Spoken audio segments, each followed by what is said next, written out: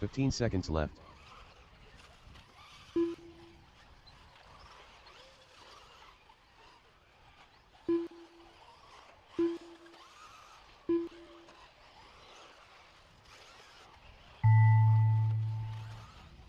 Keep going, guys. Keep going here. 33 live.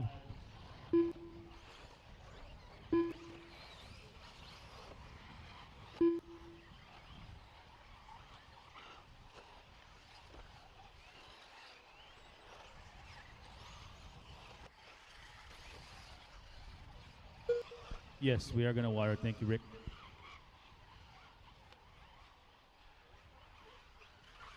Lewis Chamberlain done. Christopher Clark done.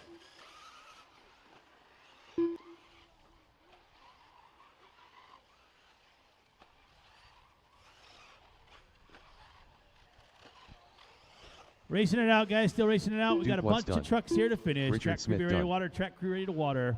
Nels Hansen done. Alan Howard done. Matthew Armini done. Thomas Tran done. Paul Schultz done. We still have Kazakria, Towers, and Keith out there.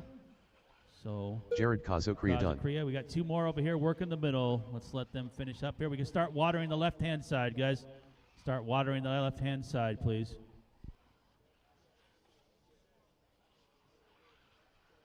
Towers done. All drivers are finished. Josh Keith done. And hello, everybody. I think we're back. Sometimes things don't go as smooth as expected, so I do apologize. Let me know if you can hear me.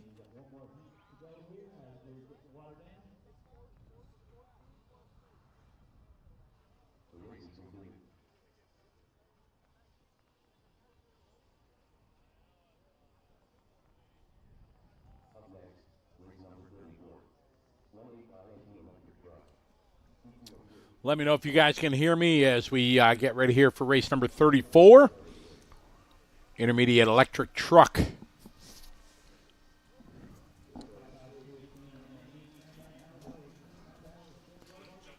Better now. Awesome. Good deal. Yanni still with us there in Sweden. Awesome. Thank you, Yanni. Glad you're hanging out. Glad you're enjoying it. Thumbs up from Chris. Mango, how you doing? Thanks for your patience, guys. Got a watering race going on right now. Guys throwing down a little water. That hose lacking a little power now. I don't know what happened there. Corbin Showers, how are you? Justin James, greetings and salutations.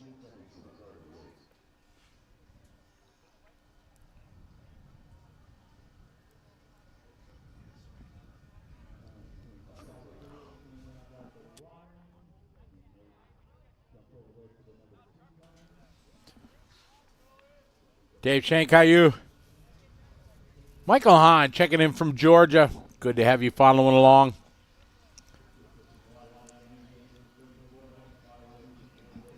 Everything back up to speed as we're getting some water and thrown down here. What time we got here? A little after 5 o'clock here, California time. How you doing, Edward? Welcome to the show. I got chats coming in from Facebook and YouTube. Awesome. We're back. Exactly. Did you miss me? I missed you guys. And girls. Gotta make sure. Because I'm sure Nicole Lee's still online. She's been with us the whole time. Good eye, mates. Good night, he says. 1:15 in the morning from Barcelona. Catch you all tomorrow. Thank you, 6Q. We appreciate it very much.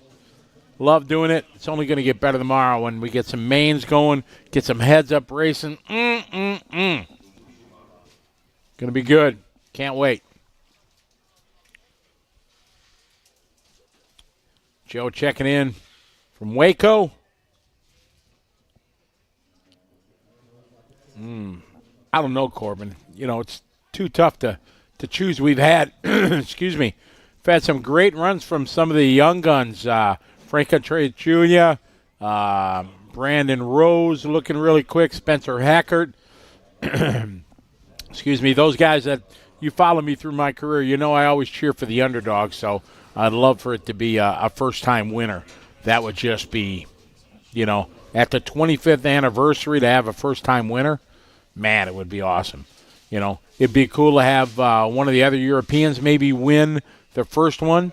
David's the only guy that David Ronald the only other non-North American that's won it. So it would be, cool. There's lots of storylines you can go to for sure. I'd love to see Dakota get his first, Nitro buggy one.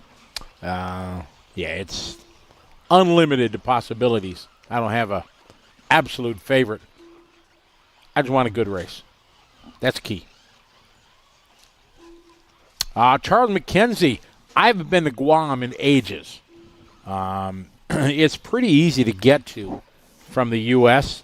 You got to fly United Airlines. You fly United to Hawaii, and it connects from Hawaii to Guam. That's how you fly from the U.S. From Oceanic, depends where you want to go. And is this a RC trip or a vacation holiday trip?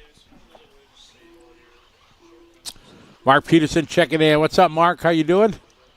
Hope all is well. Lenny checking in from Pasadena.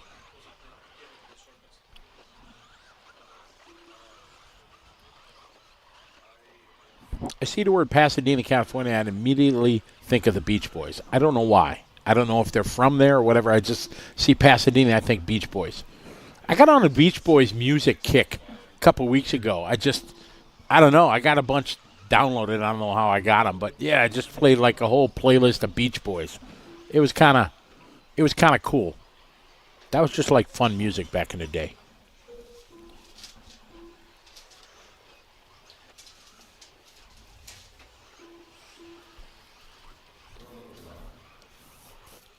I got Matt Klein leading the way here on lap number 145.8.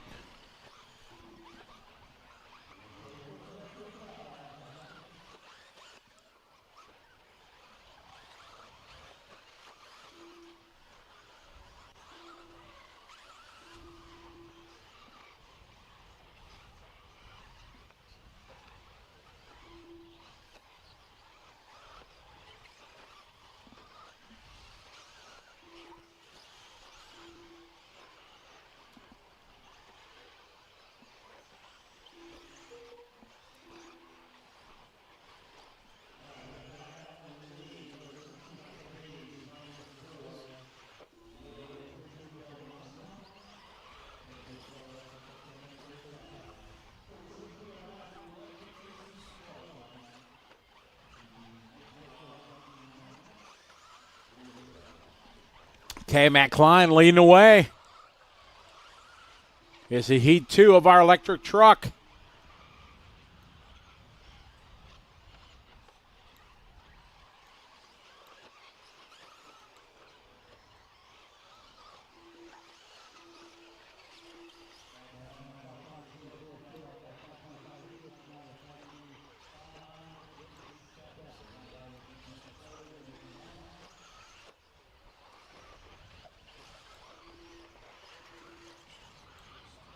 Matt Klein, AJ Schumacher, followed by Brian and Sean.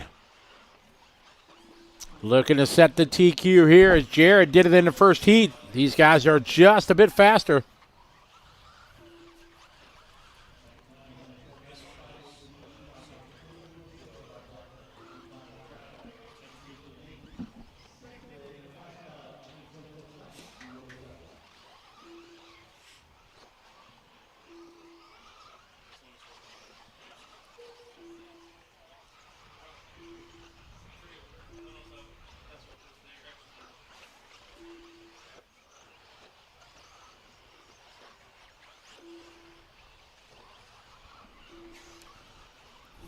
What's up, Richie? How are you? Good to have you following along. Got Matt Klein leading this one. Following Matt around the racetrack here. He's on a TQ time, about 3-4 seconds under the current TQ laid down by Jared. Matt and Walter having a good one. Matt maybe going to get a top 10. That's one of the owners of Techno. Good to see him knocking the rust off here. Running some truck. It'd be good to see him if he could make it straight in.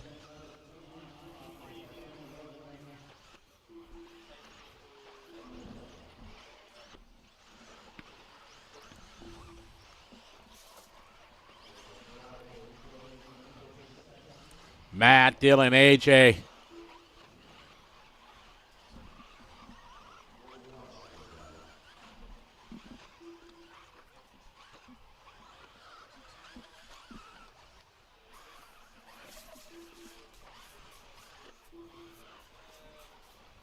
Matt, AJ, Dylan, Brendan, Smiley, followed by Ryder, then Sean, Matt, Joey, Daniel.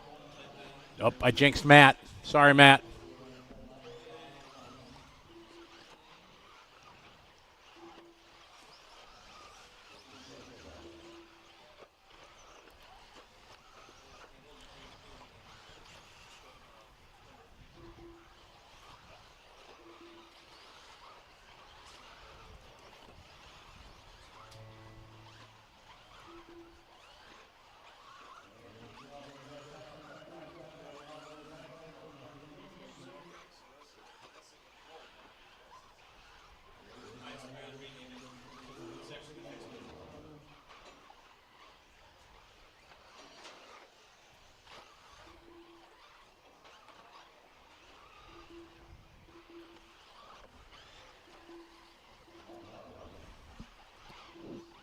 AJ and Matt back and forth. Matt having a tough lap. That last lap, 48.7. Falls off of TQ. Jared time from heat 1 is going to take it. 48.7 lap there from Matt.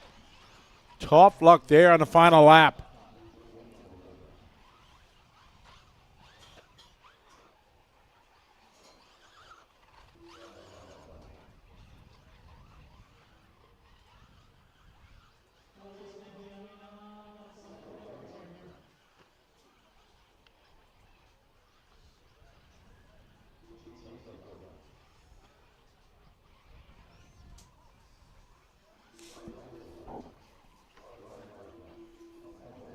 Matt Klein, Dylan, and AJ.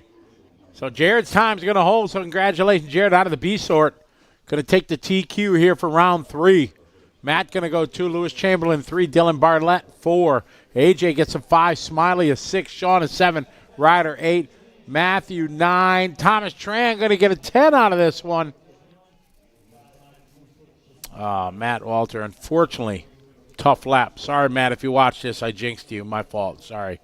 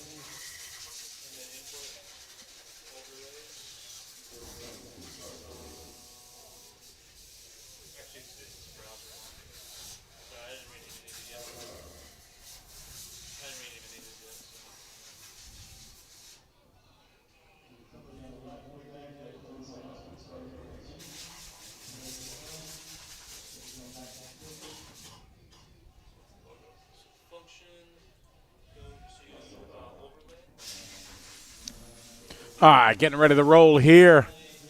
First heat of Pro Electric Truck.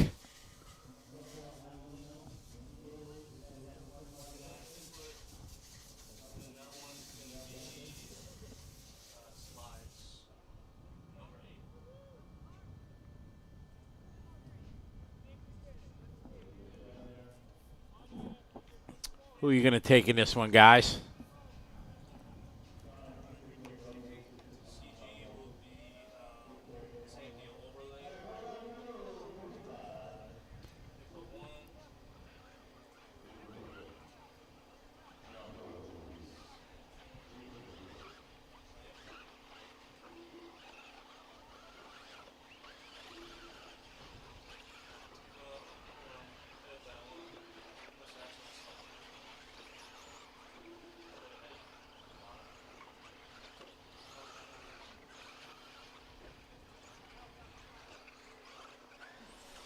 All right, let's see who's going to take this one here and set the pace. Yeah, absolutely, BJ. But Ryan, he'll get it figured out for sure.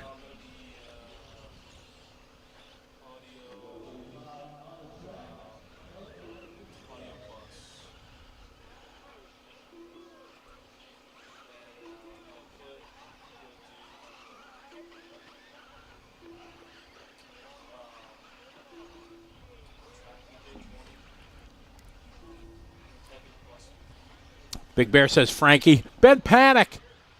Hey, Ben, I was just going to send you a message. Literally. I need your help.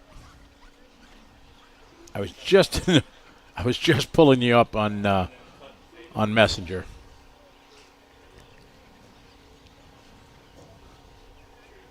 I'll send you. You're getting a message from me. It's all good. Just need a little bit of help for something coming up. Frankie, first across the line here, him and Aiden.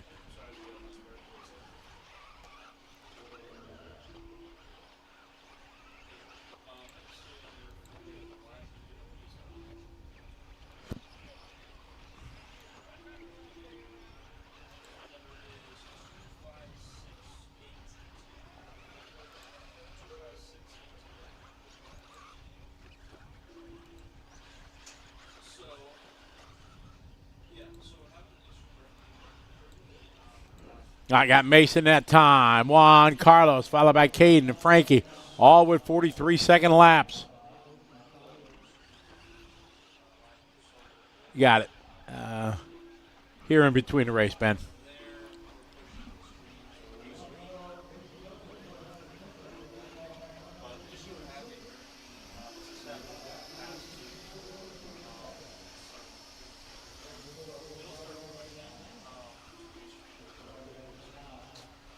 Oh, awesome. Send me some pictures of that, Ben.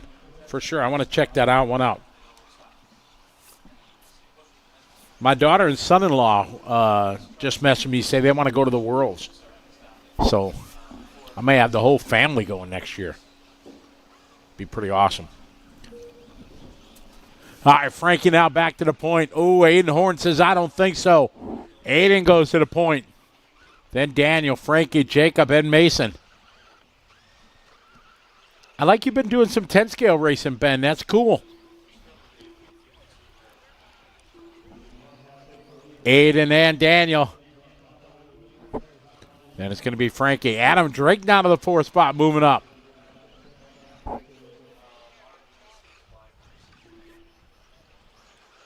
Fuller back to the lead with a 42.8 that time.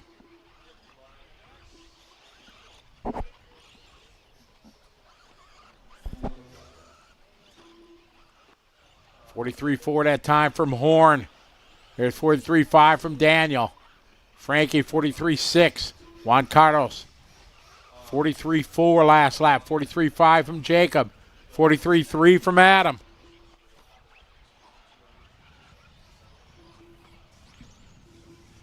Yeah, absolutely. I just hope I get enough frequent flyer miles to fly the family out there.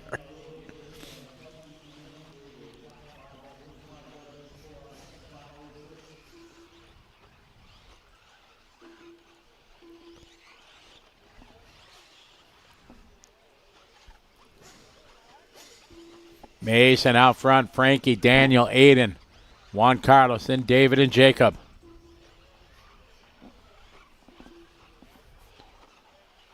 Fuller on point.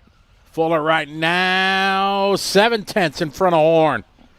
We're at the final minute here qualifying for group number 35.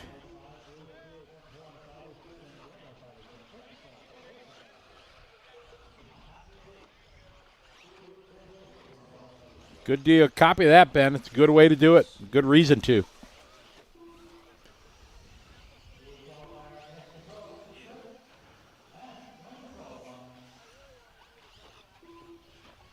Alex, don't jinx us.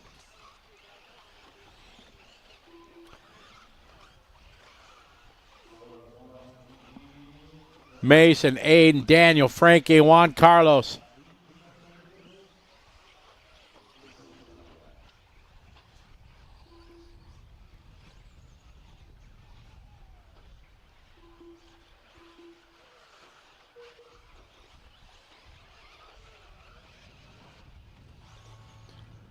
Time winding down. Correct, Ben, yes. That is true. Of course, I want to send him on in business on a 15-hour flight if I can.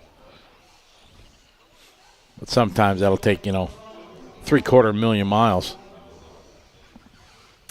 Mason, Juan Carlos, Aiden. Oh, catching a rut there. Whoa, ooh. That's a course cut right there. Oh, whoa.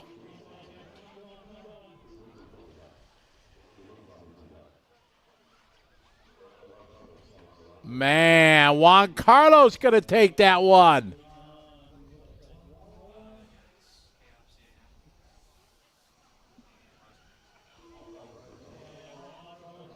That was a tough one there.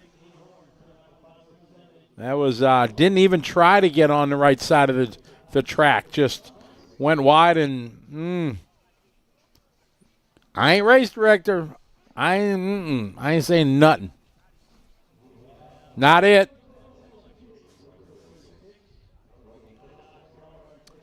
No, Joshua, because I got you guys.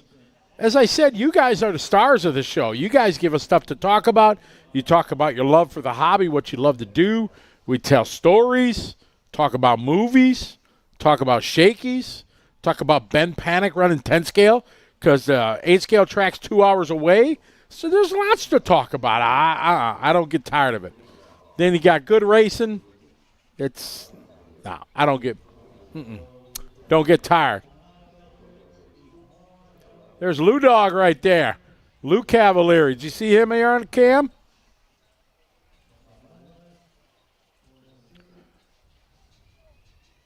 There's Nicola Maroney all the way down at the end from Hot Race.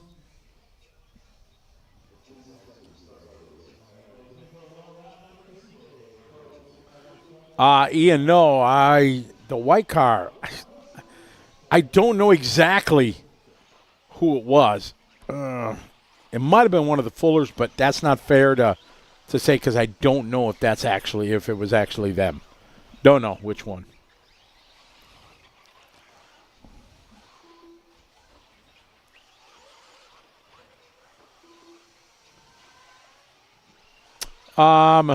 Yanni, the general consensus talking to all the top pros, they love this race because they know what they're getting.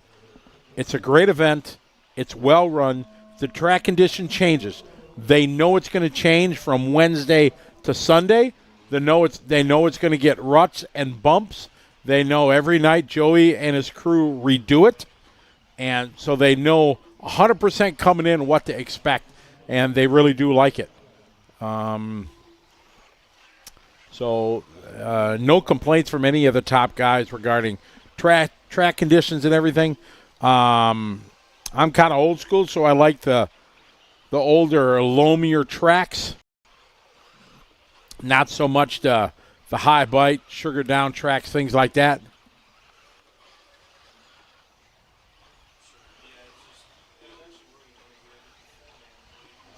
Oh, that's good, Ben. Yeah, I hope. Well, since the race is more than a year away, we can't book into it until about 300 days before. So.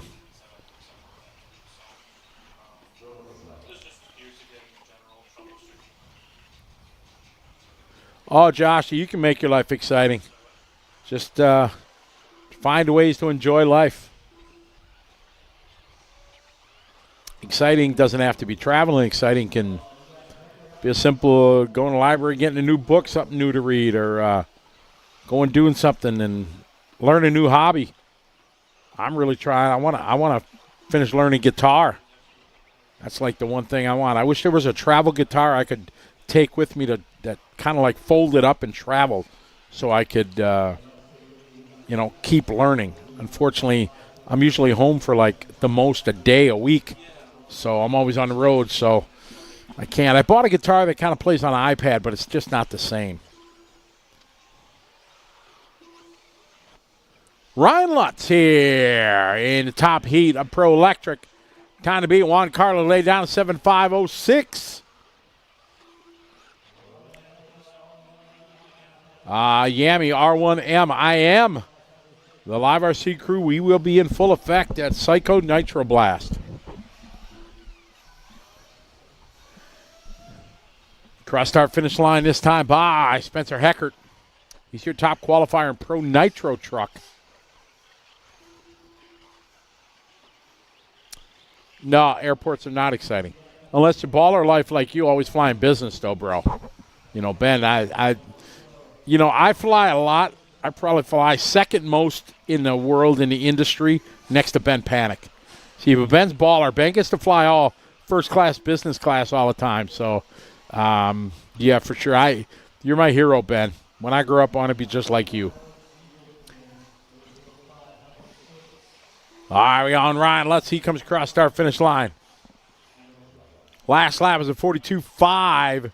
He's on a TQ time. 8-lap run. Ronald Falk right behind him on a 7 flat. See, Josh, that's awesome. You want to get exciting, just go find a little coffee shop that has a little room in the corner and just go play for free. Put a tip jar out there and just make some tips and sing and just show your love of the guitar. That would be exciting, wouldn't it? Just find a little place that doesn't do it and tell them you do it for free.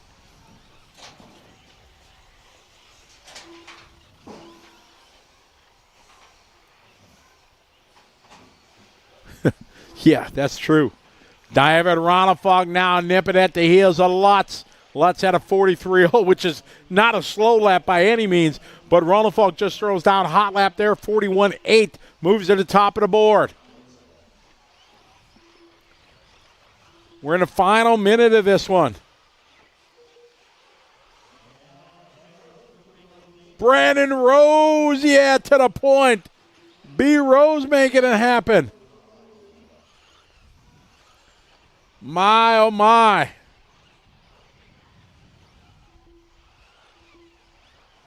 Following Brandon Rose on the racetrack.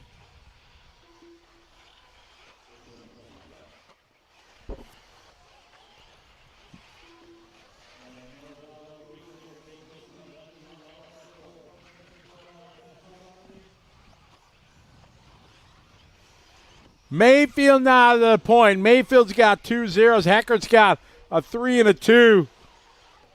Lutz has got a 2 and 11. What does Ronafolk have? Oh, Ronafolk not good at all. He needs this. Ronafolk needs this top 3 here. His best one is 21. So that would give him 24 points. Ronafolk needs this. He needs a 0 here. So Brandon Road, what about B Road? Brandon's got a 6 and a 10. And they're coming around. Brandon Rose out front. Ronafolk is done. So what has Brandon Rose got? Brandon Rose right now 2/10 in front of Mayfield. 2/10 in front of Lutz. Oh, there Mayfield taking a hit on the pipe. Where's Rose? Where's Mayfield and Lutz? Van Dalen, he's about a second back. Anything can happen right now. 0.2 of a second between Rose, Lutz, and Mayfield. For TQ here, round number 3. To the line. Oh, man, as tight as you can keep it. Keeping it tighter than a middle seating coach right there. Just hugging the pipe. Rose across the line. Rose with a 42.3. It's up to Lutz. What has Lutz got to say about it? Lutz to the line. And Brandon Rose gets it by 9/100ths of a second. Oh, my. Awesome run, Brandon Rose.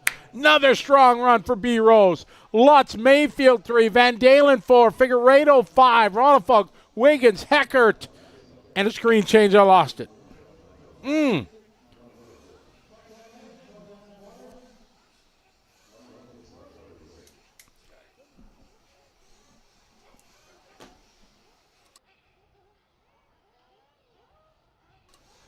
Man, what an exciting finish there. Oh, it's Rona Folks' birthday today or tomorrow?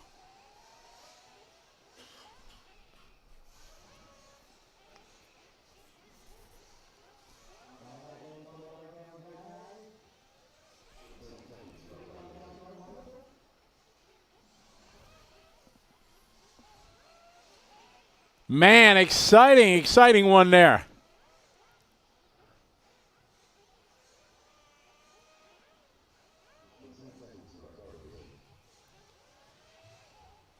Oh, Josh, you got to start playing guitar. Get to play. That's awesome. So one regret I have in my life, not really a regret to say fair, is I never really perfected a musical instrument. I sang my entire childhood in grade school, junior high, high school. I was in choirs. I was in stage productions and stuff like that. I always enjoyed singing. And when I was a kid, my folks were divorced, so my dad kind of raised us by himself, but he was a truck driver, so he was gone all the time. So my bro and I kind of raised ourselves a lot. And then I took trumpet for a little while, but I didn't have a parent there to just pound me. You practice, and his kids with nobody pushing you or was lazy. My fault for sure. Not blaming anybody, but so I bailed on trumpet after 6 months. Started taking guitar, took guitar, played that for 6 months. Then bailed on it because I never practiced and everything, and I wish so. I wanna pick up the guitar, and I've been playing, but you got to build up the calluses on your finger, and it hurts so much for the first couple months, and so that's what I'd love to do. Wow, thank you for the suggestion there, our executive producer on air. I appreciate that, but I'll pass. Glad you guys are enjoying the show. That was a thrilling last one. You like that, Derek? Thanks. A lot of stupid stuff I say. All right, 40-plus Nitro. All the electric now is done. Till tomorrow. All about brop.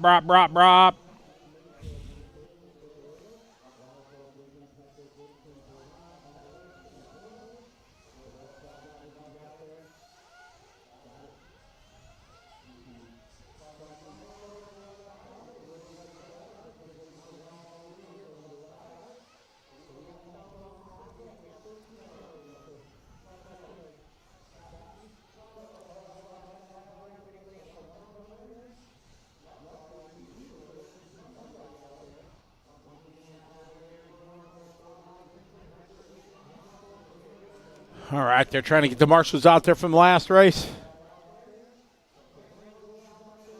What time is it there? It is right now 17:42. So 5:42 in the afternoon on a beautiful day. The wind picking up a bit here over the last hour.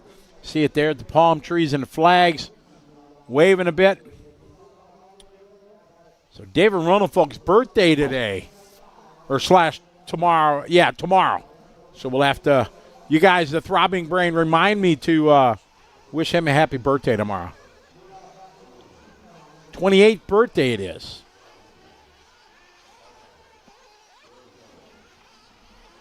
All right, these guys off and rolling. Yeah, if he's over there, it's his birthday over there, but since he's here, it doesn't, yeah. We just had leap year, and it was funny to see all the people that were celebrating like they're 100 years old and there was their 25th birthday, because of the leap year. That'd be unique for sure. Mavix Rocks, thank you for enjoying the show. I'm glad you're enjoying it. Welcome.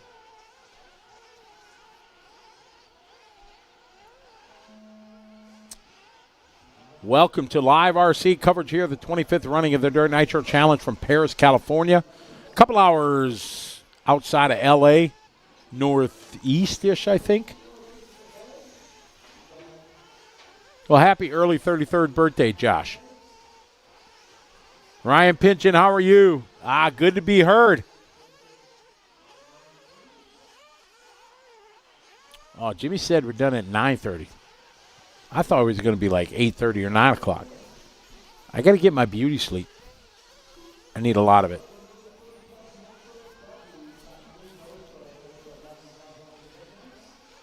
All right, our first heat here of 40-plus Nitro Buggy. We have 4 of these.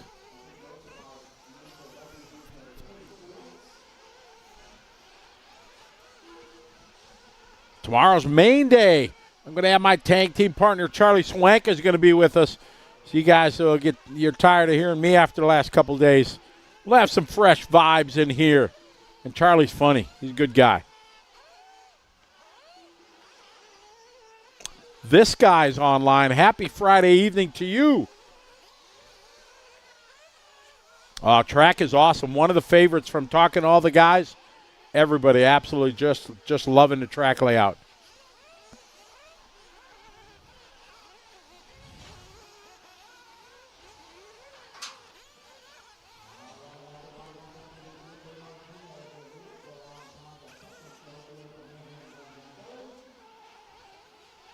Yeah, so the qualifying is done here for E-Truck. It's been updated. Mayfield, Lutz, Heckert. Brandon Rose going to go 4 with a 6 and a 0. Jared Wiggins, Mason Fuller, Ryan Cavalieri, Joey Bourdon, Aiden Horn, Seth Van Dalen. Your top 10. Figueredo, 11. Rivkin, 12. Juan Carlos, 13. Frankie Contreras, 14. David Olson, 15. Ronald Folk down at 18th.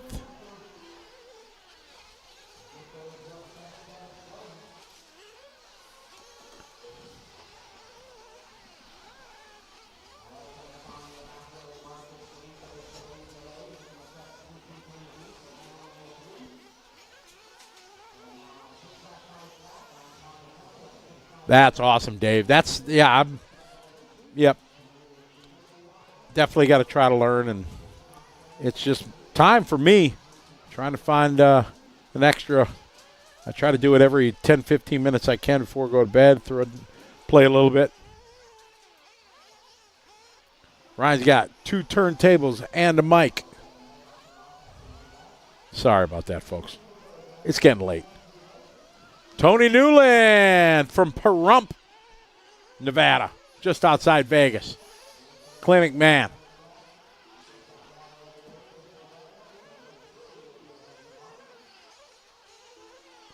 Tony 48.2, Gale 49.5, Felipe 50.5.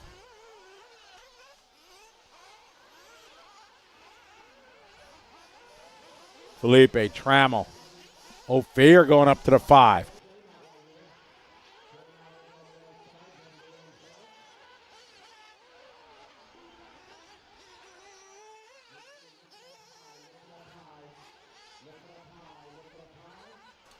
Tony, Gill, Philippe, Trammell, and Ophir. I love this shot here. Just coming over that table, that double. Driver stand in the background.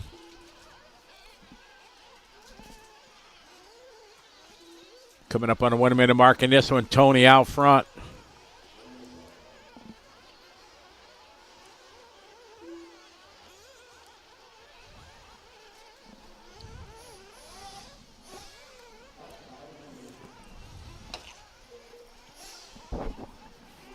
Tony, Felipe, Gill, Andrew, Ophir. Paul Thacker up to the 6th spot.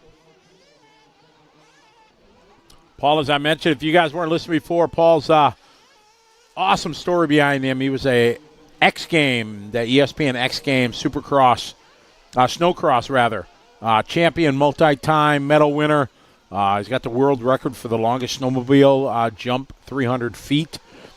And unfortunately, he got injured snowmobiling, and he's paralyzed, and he's in a wheelchair. Still loves racing, but he started something pretty cool for veterans that are suffering from PTSD and just, down in their luck after coming back from the service. He started a foundation, Paul Thacker Recovery Foundation, PT11.com, and he takes veterans out in Colorado and in areas of Alaska and takes them fishing, four-wheeling, stuff like that.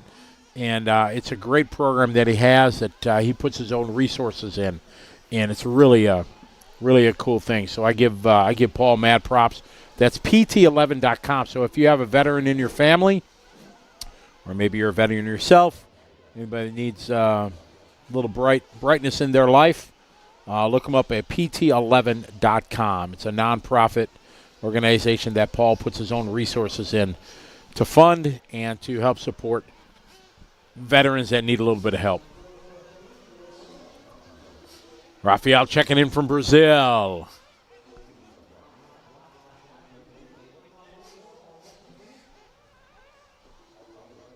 Mavic plays drums. I love to play drums too. All right, Tony having a good one. Finally some good luck for Tony. Getting a good qualifier, 7-lap 5:45. Richie checking in. How are you, Richie? Where do you hail from, Richie? Where's home?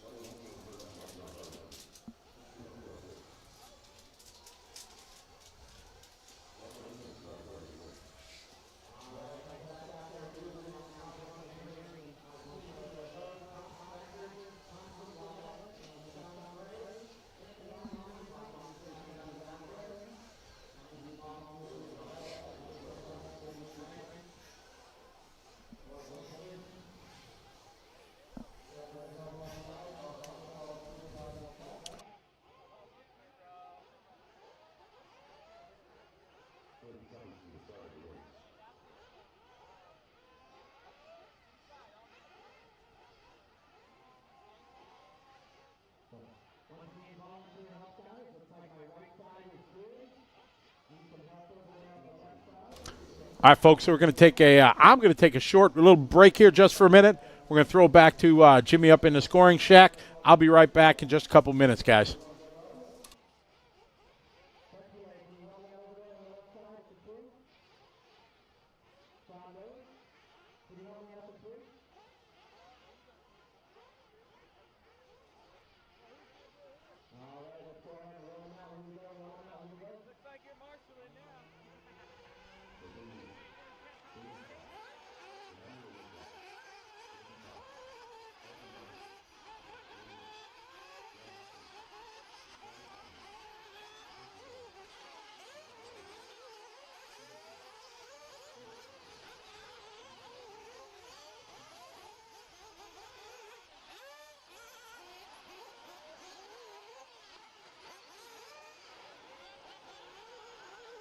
Brandon Anders.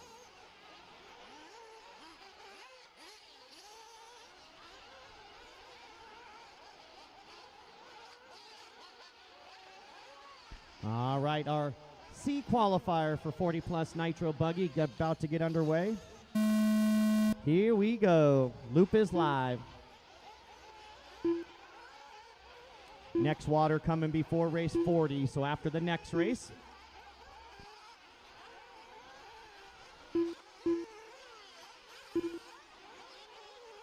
Everybody learning about all the holes on the track, I see.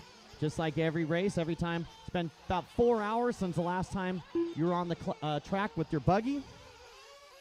So now you got to figure out where all the potholes are. That's why we run qual points, so each round counts only for itself.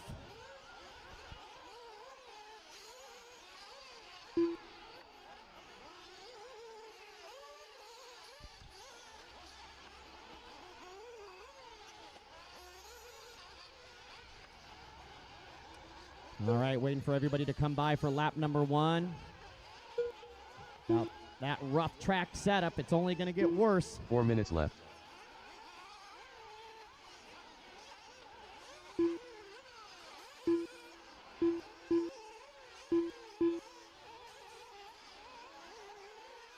So it looks like the live RC guy's taking a break and they switched it over to me, so sorry about your luck. You were stuck listening to me for a while. 130 down and 3:30 left to go. Emmanuel Nixat is your leader. Reggie Tung running second. Mark Robinson third. Jay Neal running the 4. And Steven Smith, your top 5. Saunders in the 6. Anders 7. Newman, Sexton, Kakala, your top 10.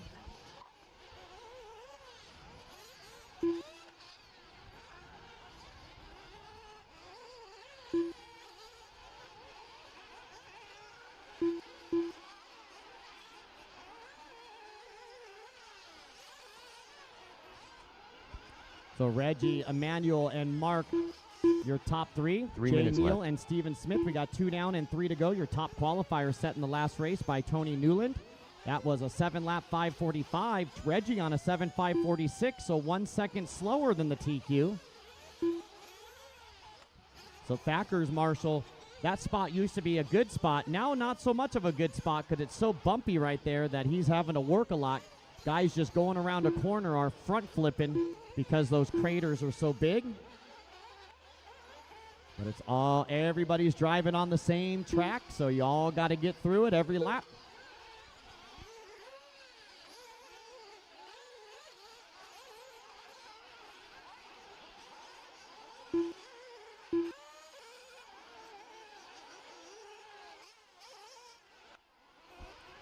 So Emmanuel Nixat back out to the lead with the fastest lap of the race at a 49.2. Reggie Tung second, Robinson third, Neal 4, and Smith 5. Then we got 2 minutes Travis left. Saunders now jumping up into the top 4 as the sun's starting to set.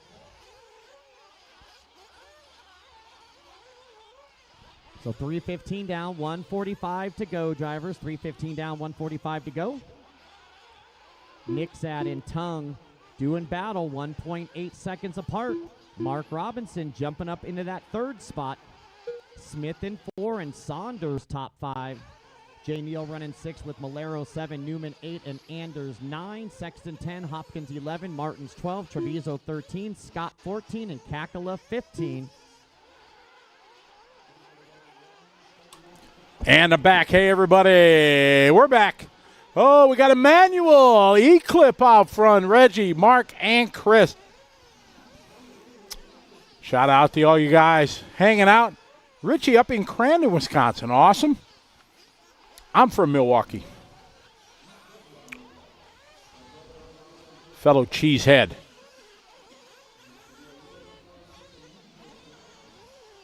Emmanuel out front. Now Reggie moving to the point. Emmanuel with a 49.5, going to drop into the 2. These guys just a tick off that TQ. Tony laid down. Reggie Tung right now, half a second out.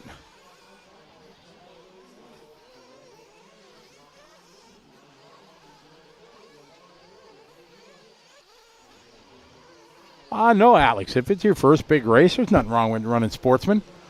Unless you're a full factory, 100% kind of guy, then no, you shouldn't run it. Not in Sportsman.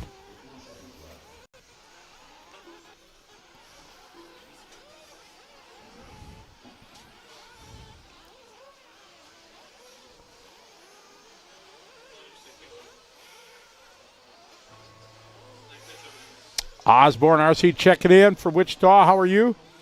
Reggie, Emmanuel, Mark, and Chris.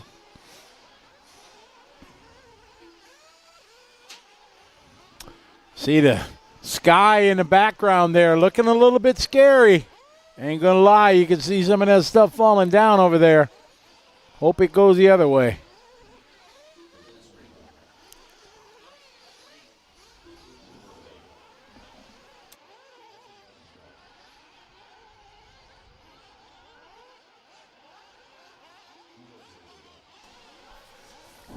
Reggie out front. TQ time now for Reggie.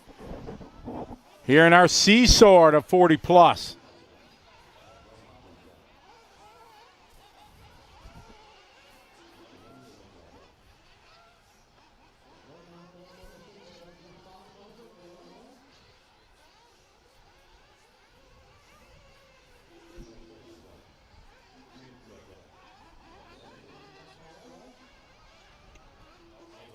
Andy Booth checking in from the UK. Good to have you following along. Reggie going to set the pace here. Quick time just in front of Tony.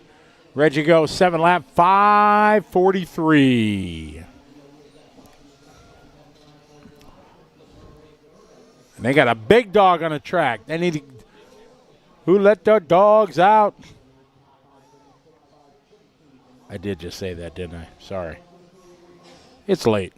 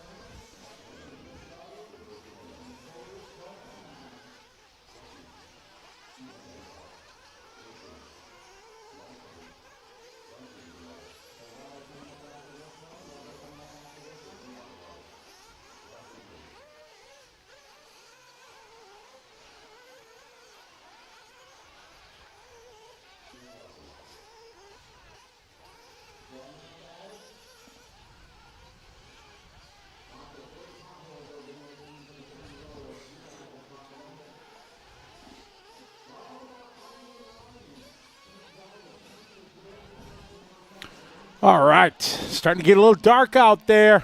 We'll be turning on the lights soon here as race number 39 coming across. Yes, one of the Fullers was leading a race, and there was a local, wherever they were, there's some dogs in the area. Not really track dogs, just dogs from the neighborhood. And he was out running, and a dog ran onto the track and hit his car and knocked the pipe off, and he lost the race. Just, who'd have thunk? You're out front cruising around all by yourself. Boom, there's a dog. Lee, we're trying not to look at the sky there. Yeah, that would be no bueno if it came this way. So we're thinking good vibes. We're thinking positive thoughts. Clint, stop, please. Shh. Mother Nature is wonderful. She's great. She's the best. We love Mother Nature. We plant trees whenever we can to add more great oxygen to the world. All right, Stephen Bass. Leading the way, Donnie V now. And Dante, Lance, Shane, Mike Patel, Jose, Josh, Nick, Gilbreth, followed by Jeff G, Tim, Ever, Jose. Barry Baker not making this one. That's not good.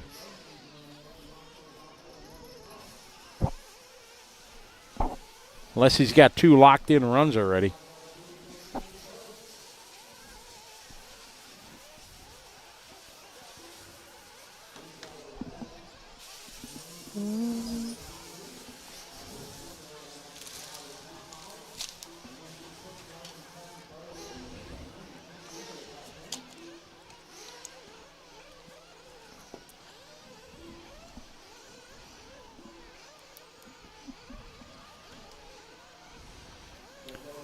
All right, Stephen Bass out front, 48-8. Lance at 49-4.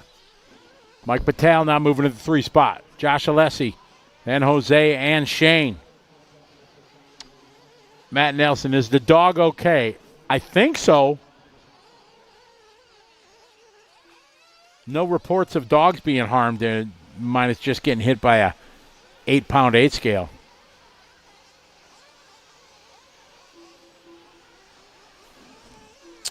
Damon, there's a racer that got hit in the melon earlier today here. He got like almost square between the eyebrows.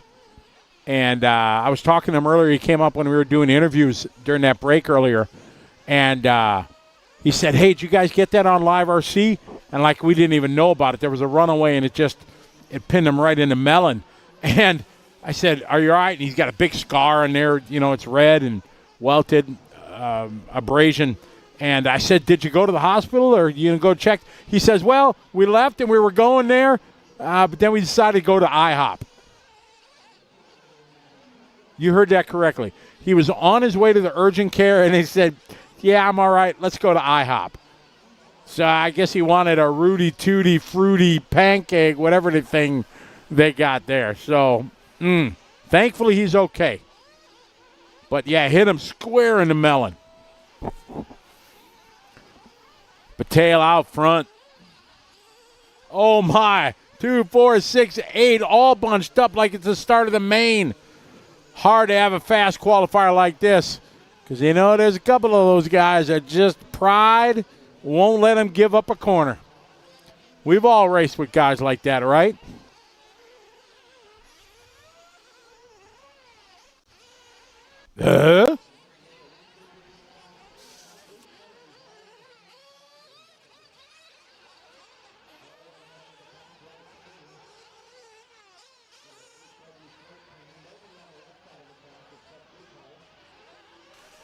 Mike Patel out front. Lance followed by Steven and Jose. Patrick checking in from Dalton, Georgia, the capital carpet manufacturing place of the world, Dalton, Georgia. Like 99% of the world's carpet is made in like Dalton, Georgia or something like that. I was at the 1997 Carpet Nationals there in Dalton, Georgia. That was a good time.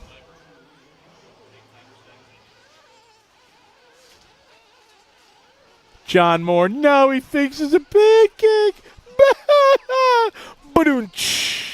Thank you very much. John will be here all week. We think that was good. I'll give you that one, John, for sure. Now he thinks it's a pancake. I'm not quick enough to come up with that. Oh, this guy not lifting at all. Wow, he drove through that guy.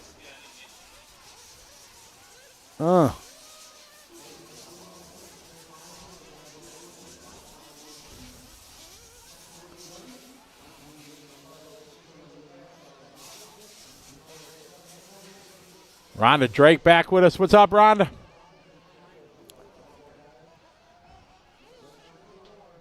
All right, our B-Sword finishing up here. Patel doing 7-lap, 5:45. Lance and Steven moving in front of them.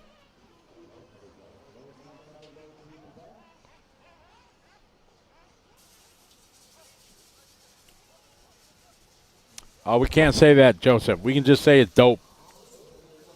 Family friendly, right? Exactly, Thomas. The drive-thru was open on that dude.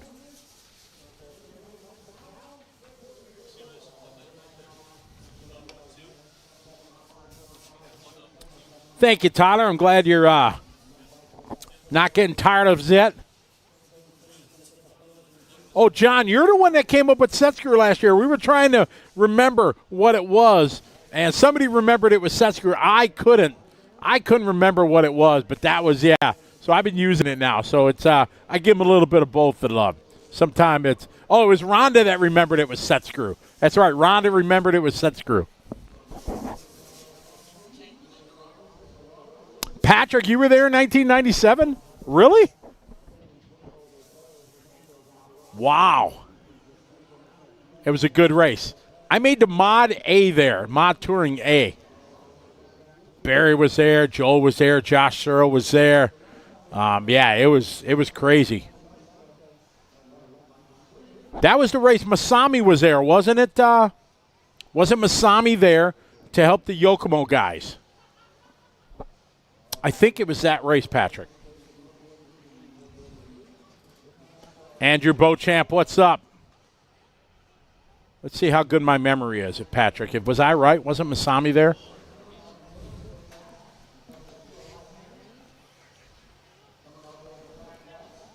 Throwing a little water down here.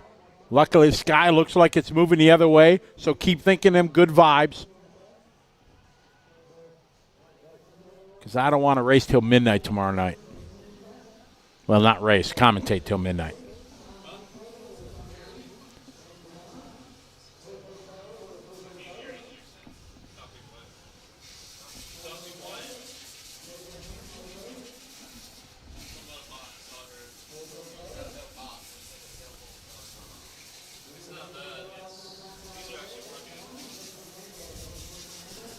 All right, this one we got Trudy Saxton, Degani, Linda Root. Darren Kane's here from Australia. He's running really well. Pretty proud of himself when I was talking to him in the pits. Doing well, made a couple A's already. Anthony Howard, then BT, Chickarillo, Ryan Dunford, Dennis Wilson, Santos, Brian, Eric, Mark Pavitas, and Michael Shirley. Travis Amescua with us again. Cheering on Pavitas. Old school, baby.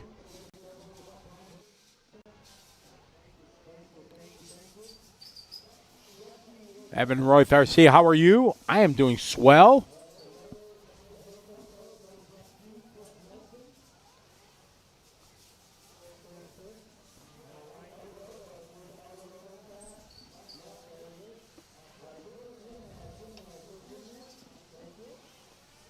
Brob76, that's a negative Ghost Rider. The pattern is full on the Shakey's Pizza.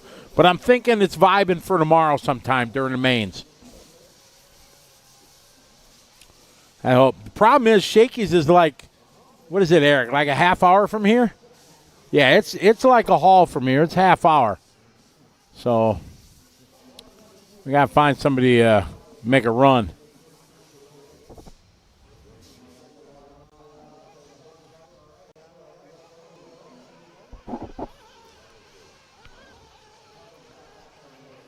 Johnny waving from Seattle. Scotty waving from Paris, California. How you doing, Johnny?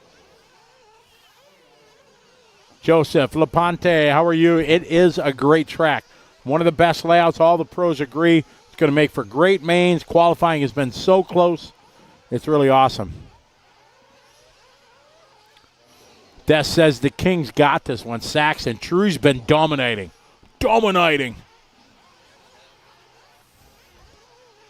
True running the test car for Mayfield. So True out there racing. They're testing stuff and just trying things. Alex cheering on. Eric Deschênes is in this one from Quebec, Canada. He is the big AE guy up there. Just get it delivered. I don't know if anybody can deliver a half hour away. Timmy G, I run into Bill once in a while. When Steel City was open, Bill would race there. So I'd see him a couple times a year when I go out there for the KO Grand Prix, stuff like that. He's still in the hobby industry. He's working for a new company. I just saw him make a post there looking for some like marketing people, things like that. So he is still in the industry. And there's a guy that's amazing 12-scale racer back in the day. Awesome dude.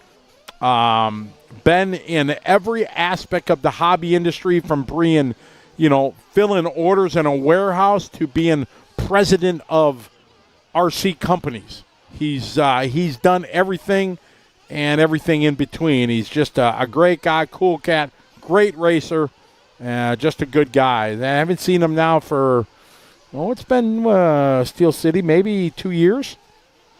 I think maybe a year and a half since Steel City closed.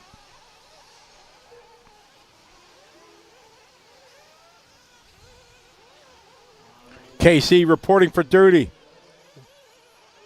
Welcome. Yeah, Degani hasn't said much. He's been quiet. He got nothing to say. No, not coming in here waving his receipt about his SH engines that he bought for, $109. You'd have to remember the Silver State to get that joke from a couple years ago.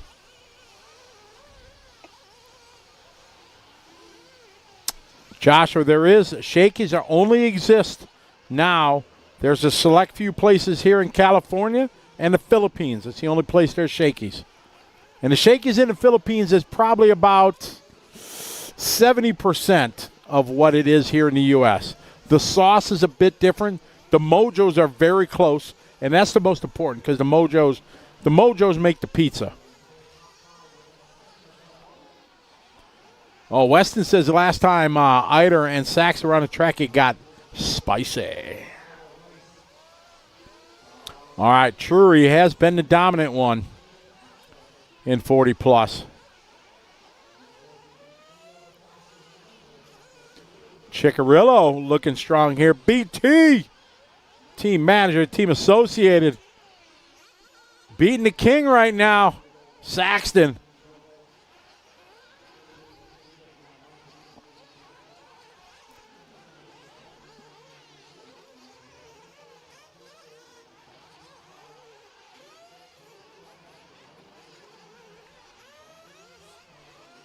All right, Trury out front. Trury right now has got a 3-second lead over Chicky.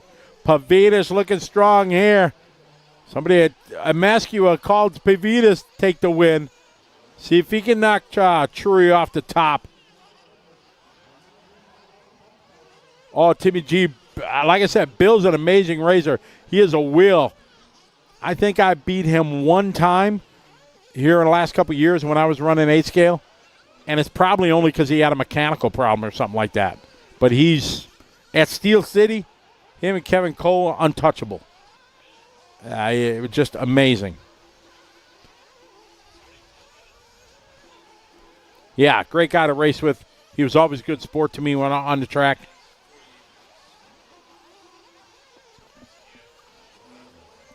One minute, one to go.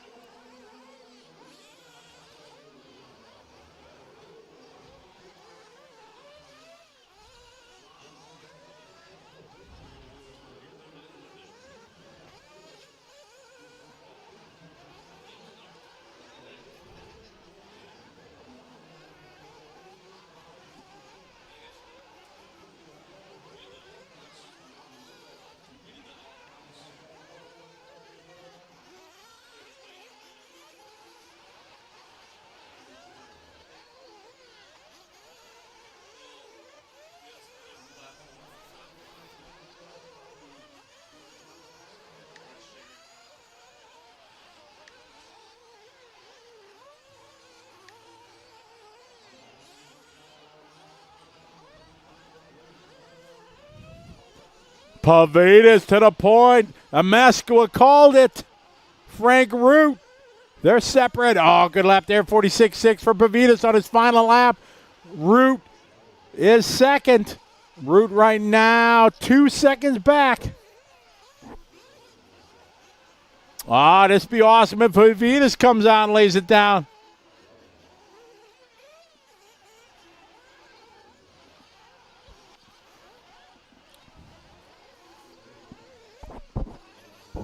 Oh, this be awesome if Pavitas gets a TQ out of this one. Coming back out of retirement.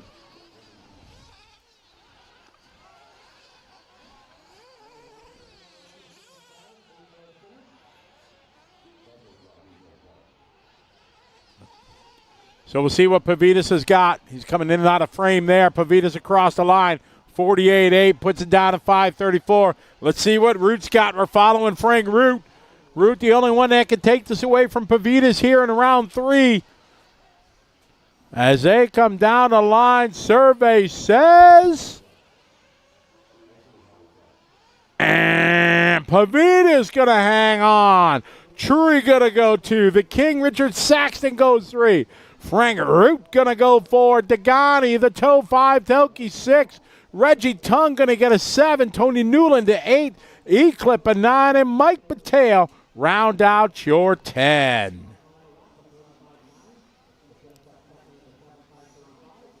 I didn't know there was any Shakey's outside of California.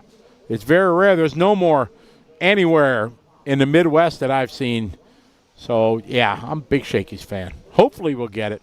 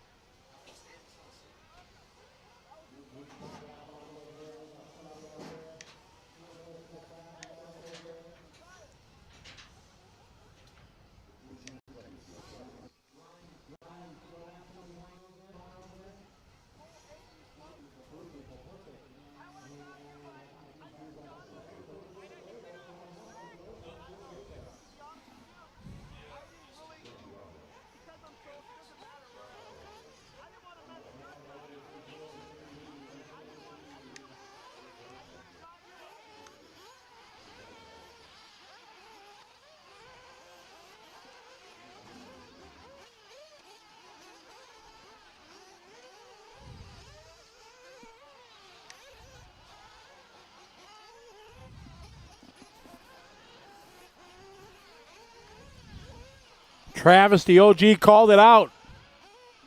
Mark took that one. Oh, look at that sky. That's an ominous sky. Look at that one. Oh, my.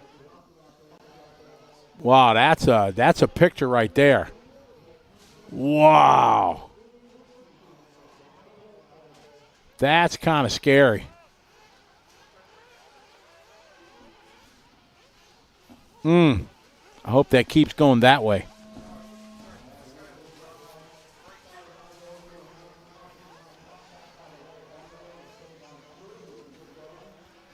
Yeah, Jeff Warner does. All those names in that 40-plus. We're to 50-plus. Some of you guys are going to be right back in the next heat. Oh, look at that sky. We want the sun to come this way. The rest of the stuff can go the other way. Go, go, go.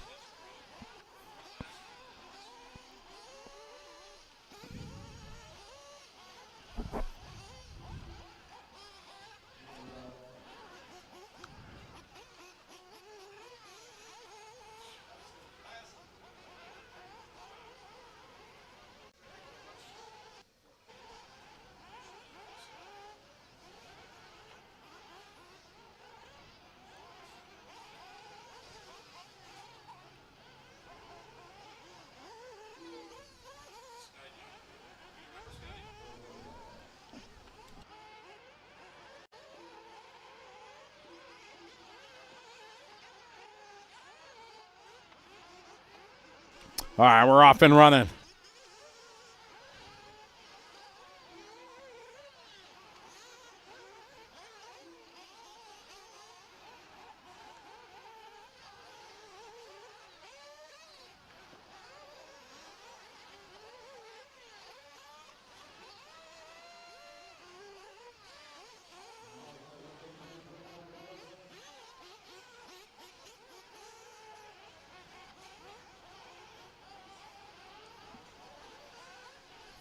All right, we got Jason Shearer leading away. I say that because we got a guy back home. His name's Brad Shear, and we always call him Brad Shearer.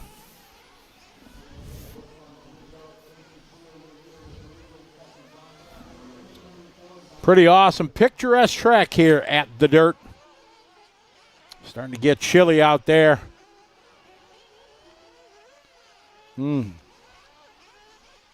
Yeah, correct. Now Brad Shear is a police officer and a canine patrol officer, so we don't pick on it too much. So Brad Shear, if you're listening, you know, we love you. Don't give me a ticket.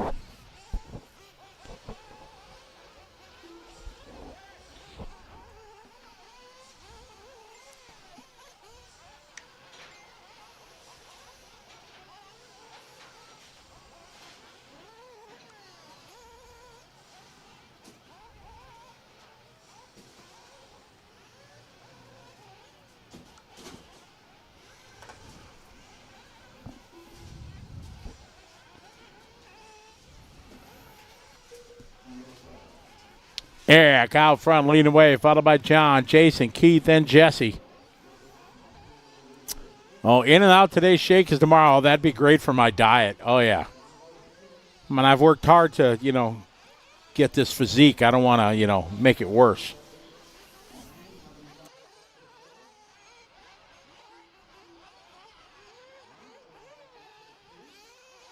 Ooh, I just got called number one from our executive producer. I am number one. Woo! Oh, if you folks could only see the behind-the-scenes stuff that goes in here, live RC broadcast studio. I am number one. Yes. Don't worry, I don't take that personally. You know what I mean? It's all good. Yeah. Yeah, I finally moved up from the C to the B team. Yeah, I'm back to the A team. I got to work hard to keep my spot here on the A team. Jason Shear out front, followed by Eric and Jesse.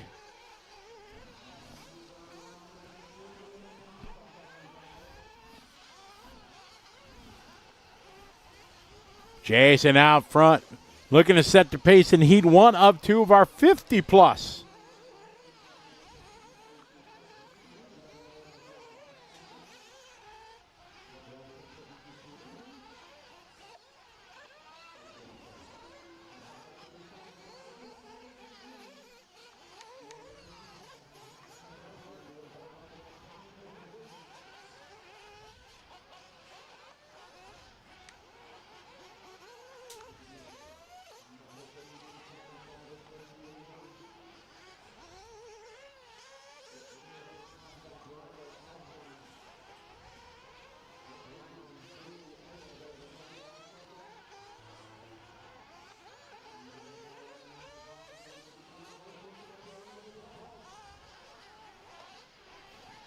Jason, Eric, and Sean.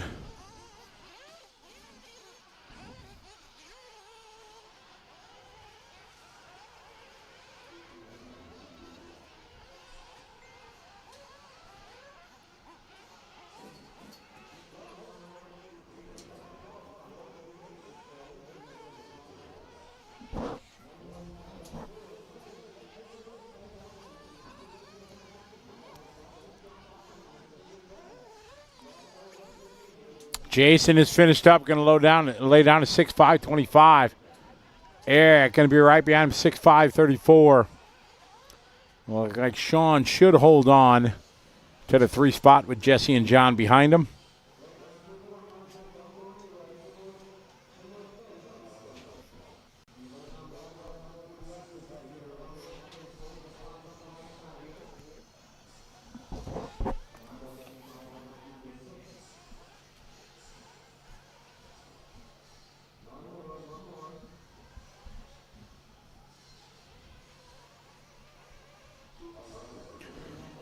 And this one's in the books. Jason going to take this one. 6 lap, 5:25.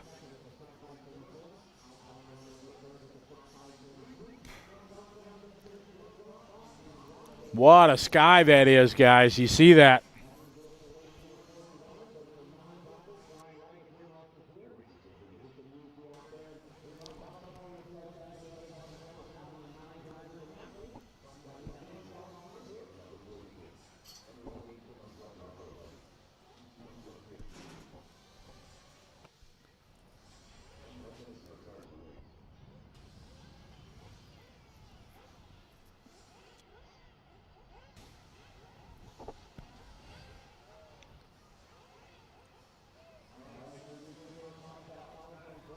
All right, here's Mark Pavidis and all them guys again. They're back.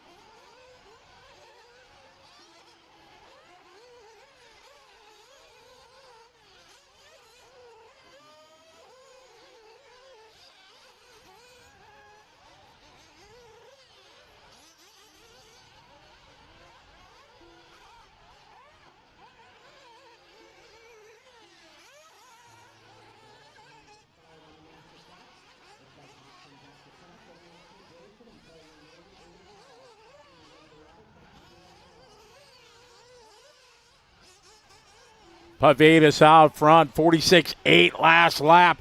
He has got the lead right now. Solid hold over Battelle. Winkelmunder is in the 3. Jeff G. All these guys ahead of that time from the previous heat. Paveda's trying to go back-to-back TQ round 3 in group in the 40-plus and the 50-plus.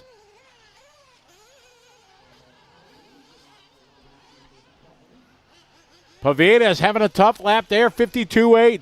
Battelle at a 50.2. The gap down to about 3.5 seconds. We follow Pavedas. See him take that wide line out by the pipe.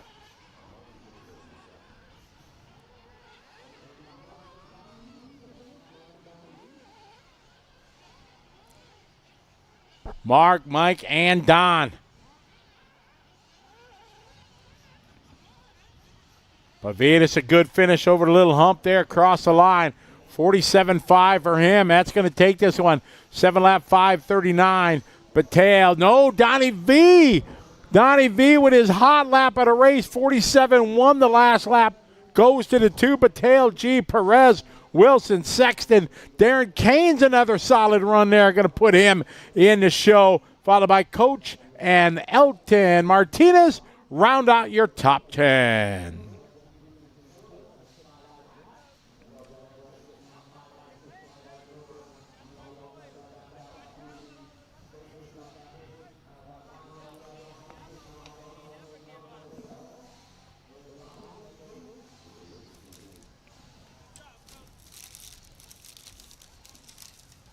All right, a little more water getting laid down in this one.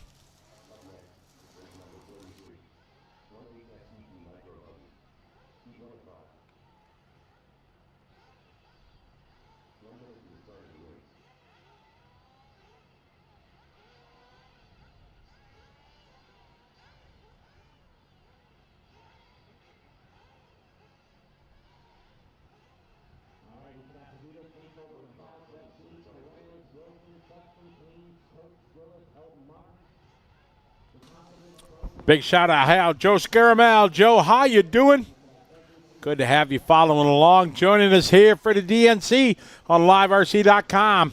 Brought to you by One Up Racing. Along with Live RC, our bonus lap membership. That's a cool little program. If you got friends or family that like to race or you race yourself, if you join the bonus lap membership program there, you get to watch the videos, replay of your races like at your local track, things like that. You can pull up your race. Scroll down to the bottom, and there's the video replay you can rewatch. When you go out and dominate at your local track, you can watch it, sit at home and watch and rewatch and see how dominant you are.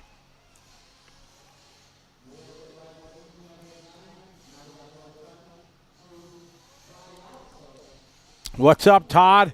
Well, thank you very much. That's quite kind of you.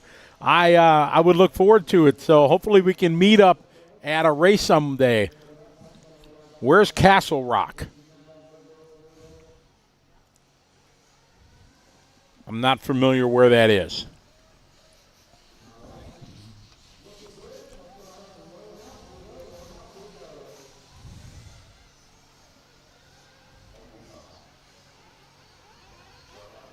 Let's hope, Clint. That's our hope that it keeps wishing it to just go away. Go that way, far away. It's in Colorado. Copy that. Oh, my ladies and gentlemen, Edward Seo checking in from the Philippines.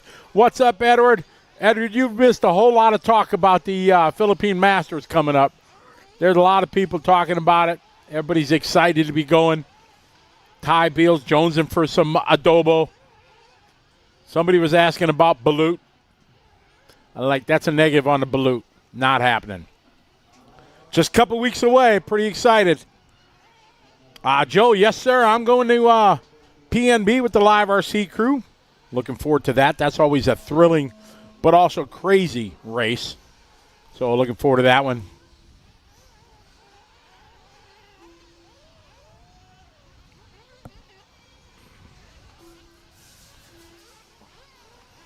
Excellent. Can't wait to see the pictures of it, Edward. Going to be a good time. You just missed Mark Pavitas coming back. He just TQ'd the 40-plus and 50-plus round. Mike Trury's racing again. Old school guys, showing they still got the skills to pay the bills.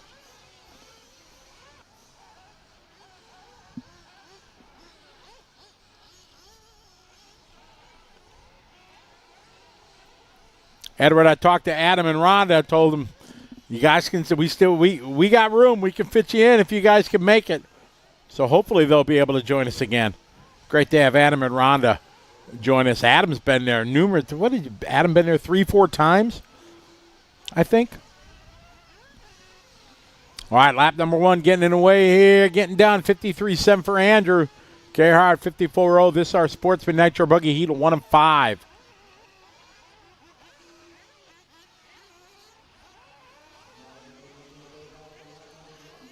I don't know. They're still trying to figure out their schedule, Edward, because it's 2 weeks after Psycho Nitro Blast. It's 2 weeks before Silver State, and with their business and everything, it's tough. So I hope so.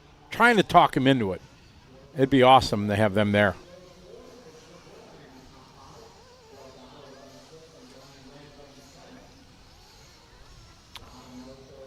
Ogie to you. What's up? Ogie checking in from the Philippines. Awesome. Hope you're doing well. Looking forward to seeing you here in a couple weeks.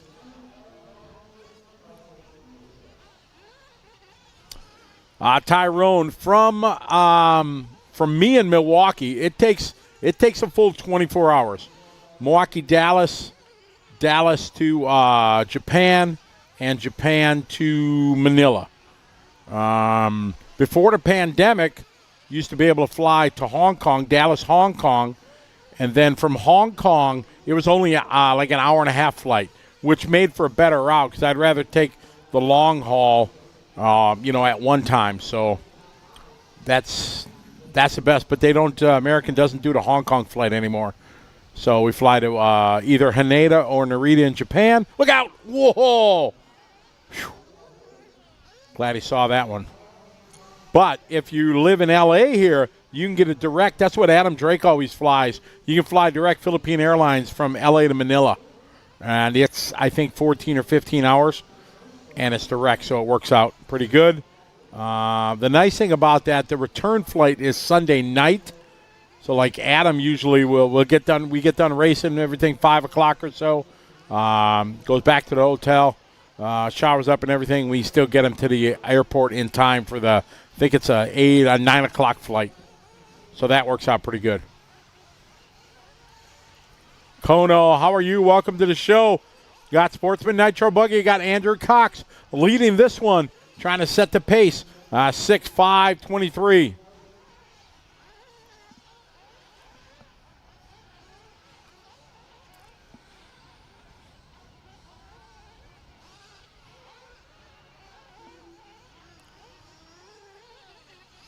Andrew running 1-2.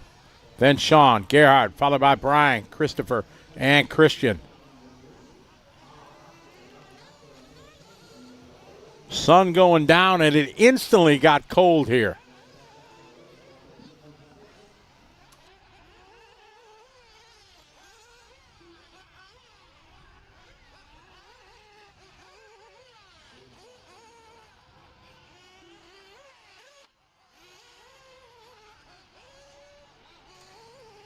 Andrew Reyes, Sean Alcorn, and Andrew Cox, your top three. Then Garrett, Christopher, Brian, and Christian.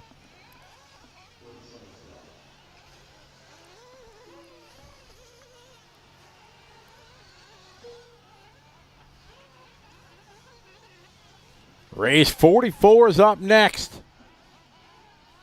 Andrew Reyes leading the way.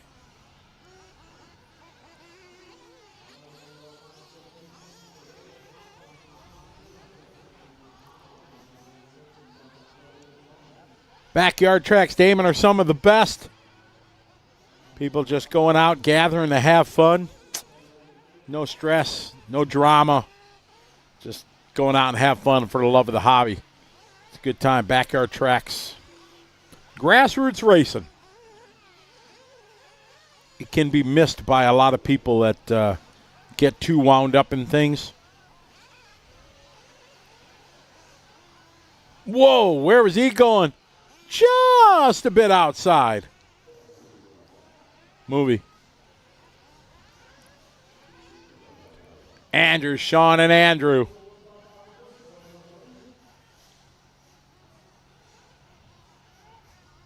What's up, Chad? Welcome to the party. Good to have you following along.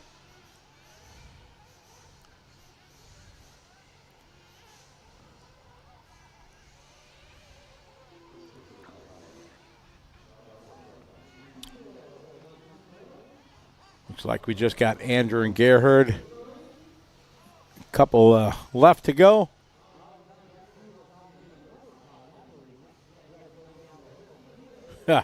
Gold Tub RC10s back in the day. Don't we all wish we had our original ones from back in the 80s? I know I sure do. All right, Andrew Reyes. Taking the win, setting the pace in this one. What's the temp? Temp getting down into the 50s now.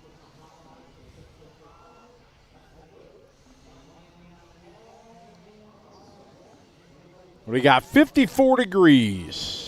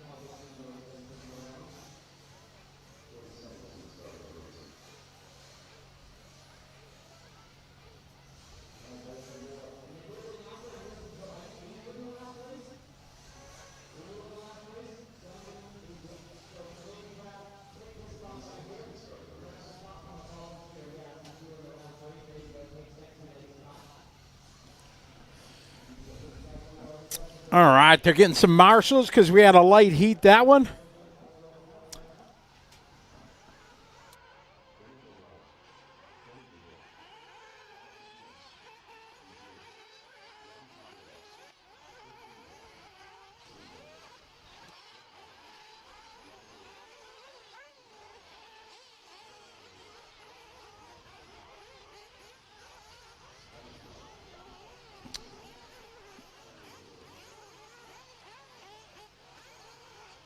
Ah, Marquez Butler. Good catch there on the movie quote.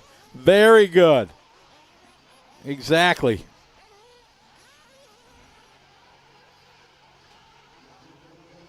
And who was the guy that said it? Do you remember the commentator?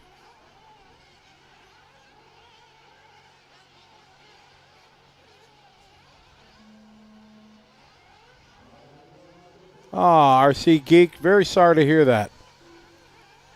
It's tough losing your folks for sure, especially if you didn't expect it and everything. And all my grandparents and parents have passed on, so definitely a difficult time. So thoughts are with you for sure as you come out of that and hopefully get back in the hobby and find some fun, get back into it. But I look forward to the chance to meet you someday for sure. All right, we got Heat 2 of 5, our Sportsman Nitro Buggy. We got Sportsman Buggy, Intermediate Buggy, and then 3 heats of Pros.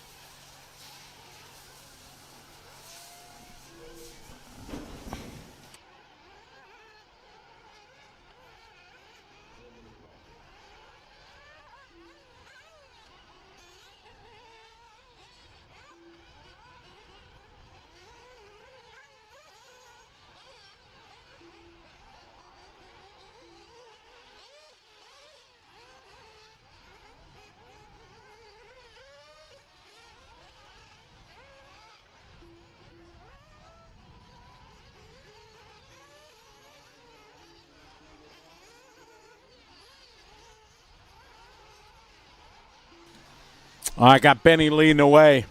The track has some character, Rich. Joey and the Dirt Crew, they fix it every night.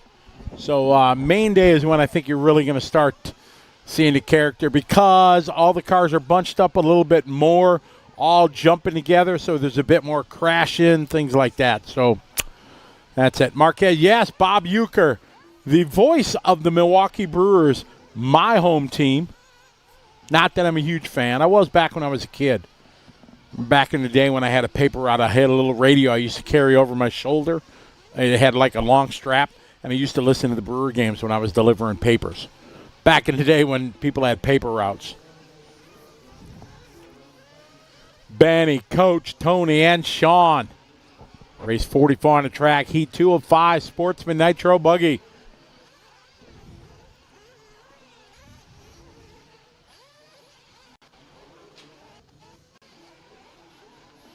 The Visions race is not next weekend, Casey. It's just a broadcast of the event we did last year, a post-production broadcast. So Visions won't be next week. It'll be on next week, but not a show. I'll be in Vienna, Austria next weekend announcing our ETS touring race.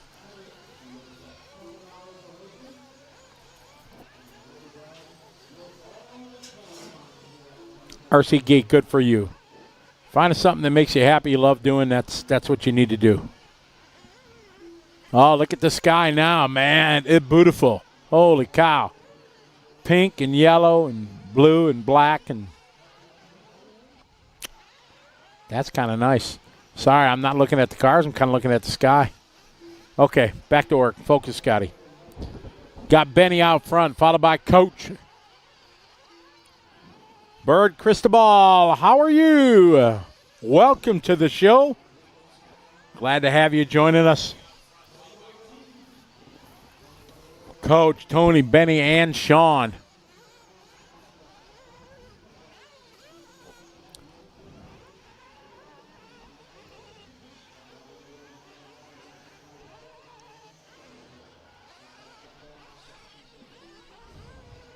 In the final minute of this one.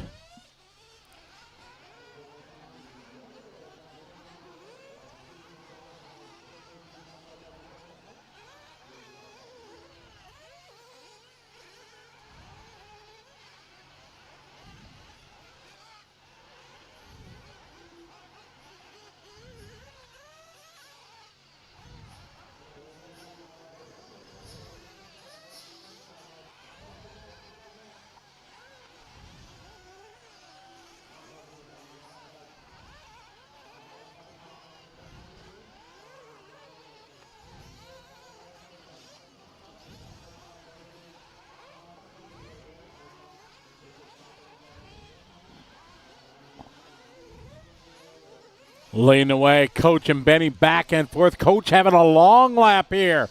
Oh, man, tough luck here for Coach. Coach, a 1 minute lap. Ah, man, tough luck there. Josh Clancy, sup?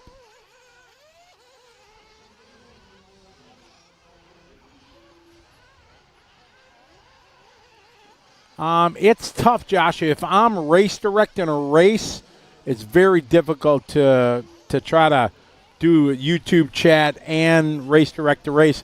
This, I'm strictly here doing a TV show, so it makes it easier. I don't have to worry about calling traffic, looking for marshals, calling penalties, nothing like that. But when I'm race directing, it's more of a challenge. I try to do it. I just started doing it a couple races ago. Trying to have my iPad up and still call a race, but say, hey, the racer, the viewer's in between. So I'm trying, but it's definitely, I don't pay as much attention. Because in between races, I'm trying to get guys up and off the driver's stand and marshals out to the racetrack, kind of stuff like that. All right, Benny going to take this one. Going to set new TQ, going faster than Andrew's time. We got 2 more heats here in Sportsman Nitro coming up. See if anybody's going to be able to beat that time. There's a good view of the pit lane. You can see everybody bundled up. It's chilly.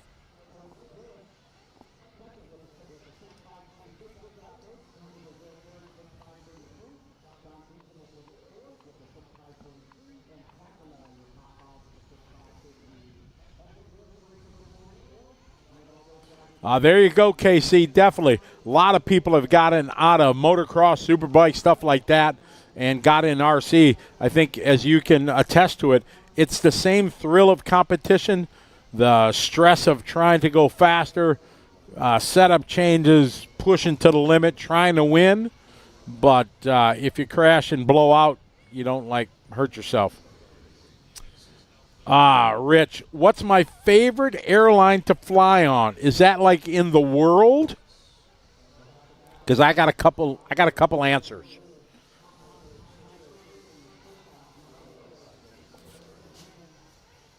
Eugene Bachman's, what's up? Still hanging out.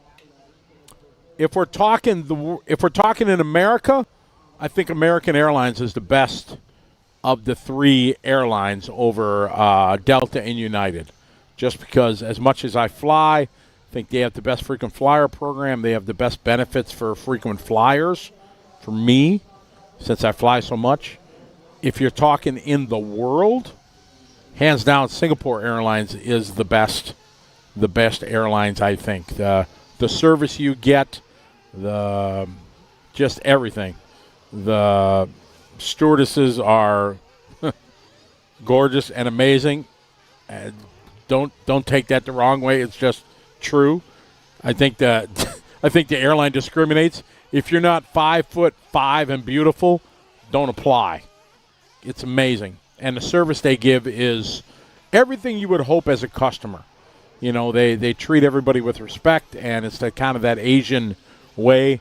It's that's I think the best airline in the world. Now, I've never Etihad, Qatar out of the Middle East is the same way, just exemplary service. I've never had the pleasure of flying them. In all my frequent flyer websites and chat rooms and stuff like that, everybody talks about it's the same, just exemplary service on those airlines too. I haven't had a pleasure, but from all the ones that I have done, Singapore is the best. I was flying. Where was I flying? I was flying to South Africa, and I found a crazy, crazy business class fare, cheap. I had to do an extra connection. I think I had to connect through Singapore, but it was like, I don't know, $600 more than economy. And I said, sign me up. So it was it was amazing. Scott says, are you serious? American Airlines better than Delta? It really depends, Scott. I'm a quite vested flyer. I was a Northwest Airlines guy, a platinum guy, which was their top. Then when Delta bought out Northwest, I moved to Delta, and I was a charter member of the Diamond, which is their top. So I was a Delta Diamond for many, many years. But over the years, they've taken benefits away from frequent flyers. And for me, the biggest benefits I look for since I travel international is the chance to upgrade to business and luggage allowance. Luggage allowance is key for me because a lot of the events I do, I take a lot of equipment. I take trophies from America to my Asian series around. So those are the benefits that I look for as a multi-million frequent flyer. And Delta has taken a lot of those benefits away, and American has those. So I find, for me personally, American is better. Now, if you want to say who's got newer planes and who has better flight attendants customer service-wise, Delta is better than American. So, for sure. So I don't disagree with that. But if we look at the benefits of a high-end, big-time guy who flies millions of miles, then I think the frequent flyer program in American is better. You just never know what we're going to talk about here in the chat room because we got racing going on right now. We got Jesse out front. We're at the halfway mark. Jesse last lap, 52 flat on lap 2. Bob Fricker, 53.1. Hugo, 54.7. Jesse right now on a time to beat Benny's time. Oh, for sure, Scott. I love talking frequent flyer because I'm on a plane every week. I was in London last week, California this week, Austria next week. I fly to Vienna. 2 weeks from now, I'm going to the Philippines. Or wait, I go to White Pine, Tennessee for the Psycho Nitro Blast. Then The next week I got the Philippines. From there I go to Vegas for the Silver State. So I got lots of miles going on. Ben Panic, boom. Scott, of all the guys who fly, I fly a lot, but Ben flies as much, if not more, than me, and he flies on a different level than me. And international luggage allowance exactly is everything. I don't drink, so I don't need fancy wine or champagne or nothing like that. And airplane food is airplane food. It's not like you're going to get a epic, steak fillet on a plane that you're going to go, OMG, this is like the greatest thing I've ever had. I'm fine with a bag of peanuts, and a glass of apple juice. But luggage allowance is everything. And IROPS. If your flight gets canceled or something like that, frequent flyer, some programs service their frequent flyers better, that they'll, take care of you, protect you on all right, if your 5 o'clock flight's canceled and there's a 9 o'clock, they'll automatically put you on a 9 o'clock flight, and American does a very good job at that too. Jesse later, followed by Kenny, Adam, Ryan, Dave Scott.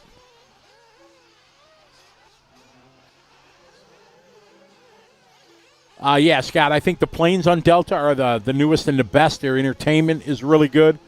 And I think their flight attendants and service and stuff like that is fantastic. Yeah, like Ben, he comes to the U.S., he gets 4 OGOs he gets to bring at 32 kilos each. Me on American, I get 3 bags at 70 pounds. I don't know what that is in kilos. What is that, 35 kilos, something like that? 32 kilos. Thank you very much, Eric.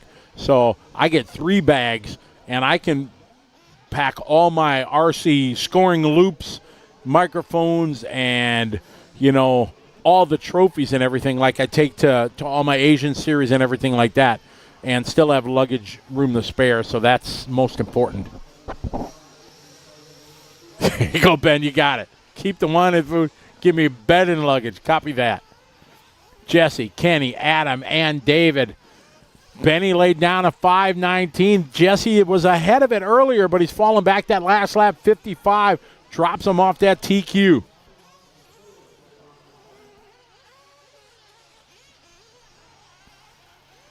Nothing beats the comfort of a C5. Yeah, there you go.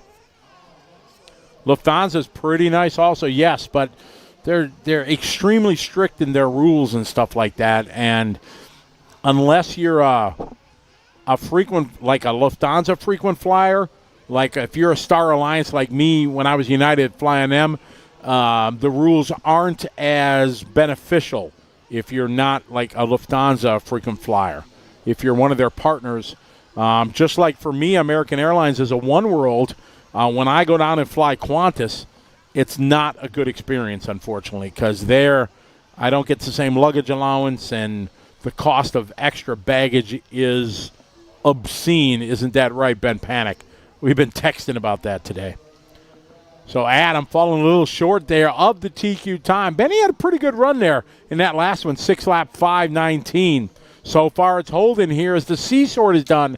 Adam, Jesse, and David take it. Now we get to the B sort, see if anybody's going to be able to beat Benny's time.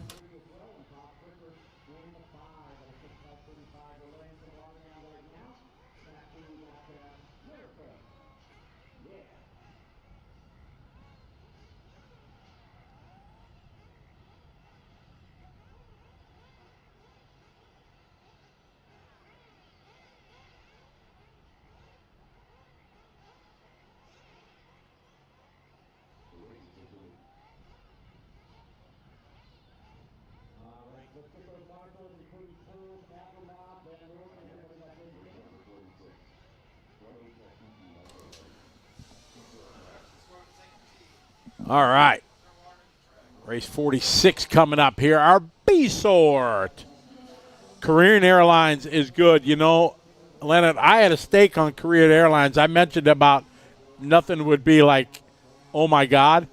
But I had a filet on a Korean Airlines a while ago that I was like, they even asked me how I wanted it done, if I wanted it medium or medium rare or whatever. And I remember eating it, and I was like, damn, for a steak on an airplane? All right, this is not bad. It was good. Airplane food, I understand, but it was all right. But all those Asian airlines, you get just really, really good service. I mean, Korean Air, Asiana, Japan Airlines. Man, I flew business class once years ago on Japan Airlines, and it was like, my goodness, they weighed on your hand and foot. It was amazing.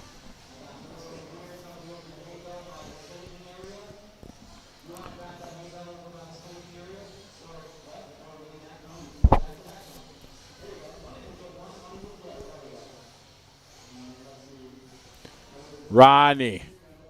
Jeremy. There's a unique way to spell Jeremy. I've never seen that before. Jerry, M-I-E. That's cool. I like unique names.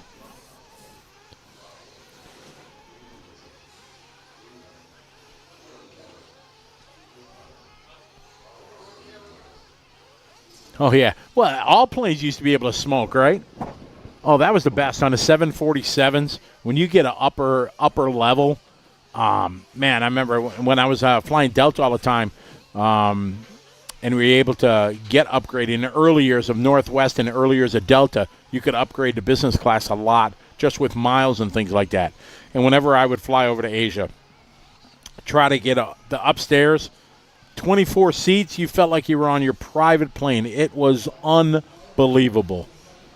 But 747s are pretty much all but gone. Rodney, Jeremy, Sean, Travis, these guys coming around to start their clocks. How do you like your steak cooked? I used to be, when I was younger, because that's how my dad always did it, just medium well. And I didn't know nothing about steak. But then as I started, getting older and everything, I'm at medium. I can't do medium rare to, medium rare, no. I like medium to medium rare, but straight up medium rare, no. Ben Panic, how do you like your steak? I'm thinking you're a rare kind of guy. But Ben, you're so buff you probably don't eat steak. It's always like fish and like chicken, right? I eat more chicken than anything. Oh, BJ medium well, just burn it. All right, Jake coming across with a 50.4, Sean 53.5, Eric 54.3. Leonard Murray, you're moving to the Philippines? What? Where are you moving to and why? That's awesome. I envy you. I would love to do that. Oh, man, I saw some lightning up in the sky. Oh, I hope I was wrong. Maybe it's just a flash of something.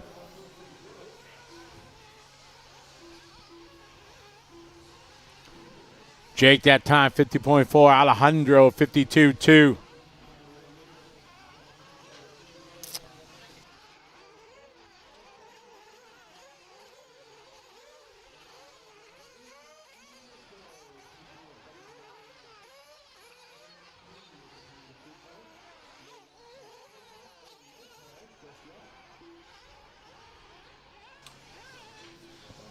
All right, Jake out front, Alejandro.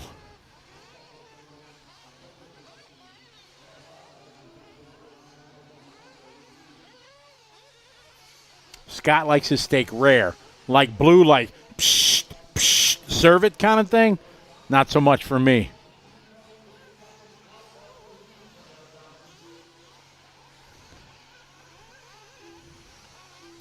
Wife and kids are there. They're moving right after. Copy that, Leonard. Where in the Philippines are you moving to, Leonard?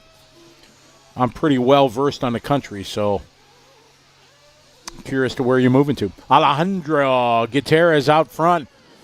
Just short of that time from Benny. Benny's time from the first heat. Still looking strong. 6th lap, 5:19. You see the lights now as the sun completely down. Nighttime racing here at the legendary Dirt Nitro Challenge. As the sky is still ominous and dark over there in the far side.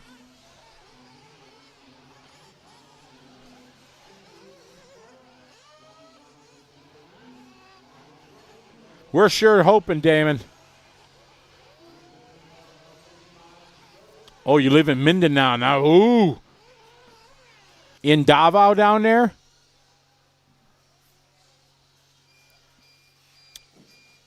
You live in Davao down there or Baton. I see you're moving to Batangas. I think it's a bit safer there, isn't it? Because Mindanao is like the only place that, if you get outside Davao, but you would know more since you lived there. I've been to Davao. Been to a few places.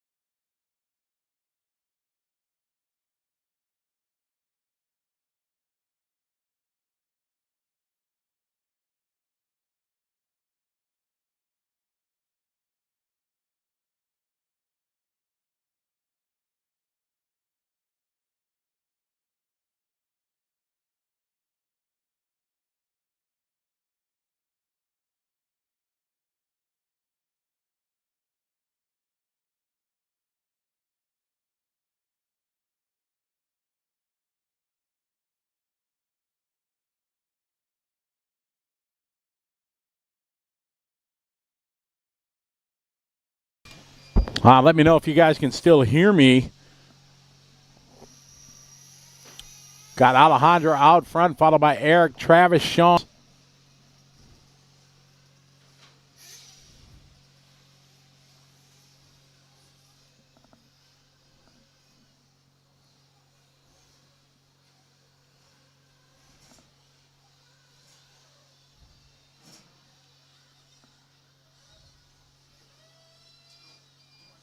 Oh,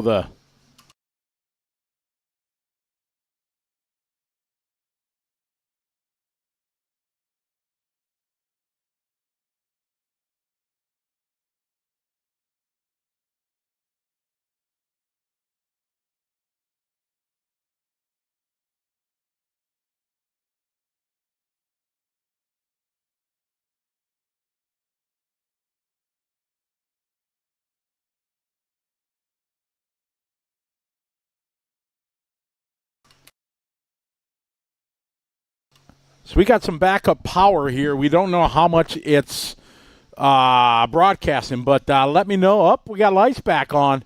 Maybe you guys can still hear me. All right, looks like they got microphones. Yeah, lost video is out, Taco, because power died in scoring and timing up there. Microphones down, decoders are down, computers are down. Power's back up right now. So we're looking, it would be, Jerry, yes, but hopefully just a simple one. Like maybe they forgot to feed the squirrels and they stopped running in their cages or something, so.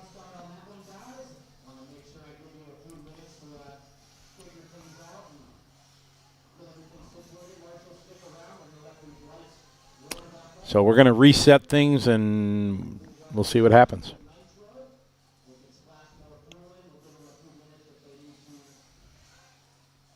Jerry, nice. Somebody tried to plug in two Priuses at the same time.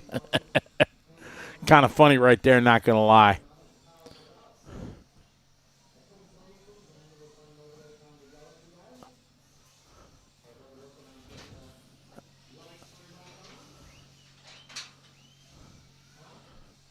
Red flag, yes. Red flag to race.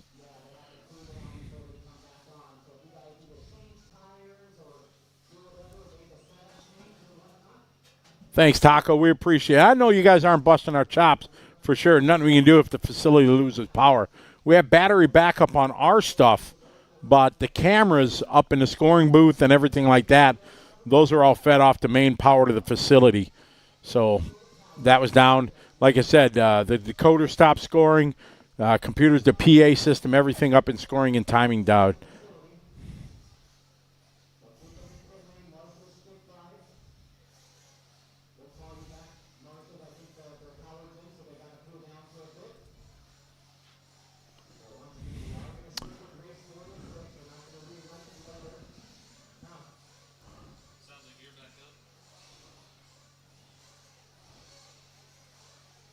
Plug into a Cybertruck.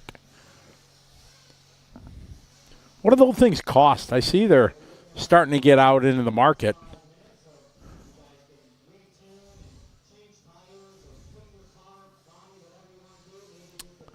I like Elon Musk and all he's done and everything, but I don't know, them trucks, you would thought they could have made it a little bit more sexy looking.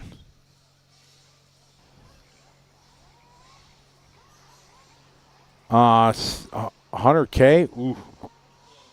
Seth is run pretty well. Ha, JG. Oh, yeah, we have a little kumbaya out there. All the marshals holding candles. They're all holding flashlights, right?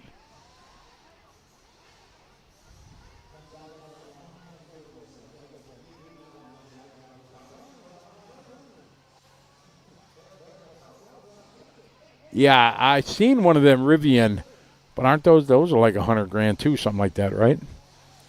I guess for a big truck though. I mean, you get a top of the line pickup truck. Hell, they're $80,000, right?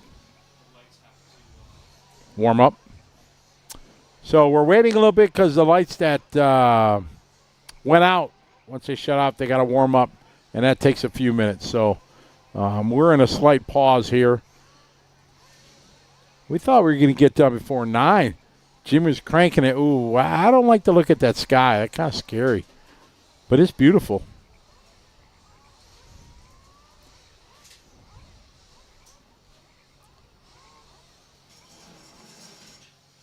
Oh, we've done that, JV. We had to do that at the, remember, Jerry? Were you racing out at the Nitro farm with us when it got late and we had to all put our cars and trucks towards the track, turn our headlights on to be able to finish? Oh, yeah.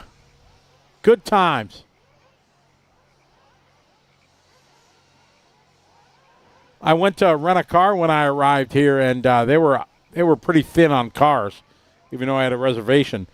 And they suggested 3 times they could give me these baller electric cars, and I'm like, sorry, I don't want an electric car. I don't want to have to worry about plugging it in and charging it, and I want to get to the hotel, park it, go to bed, get up.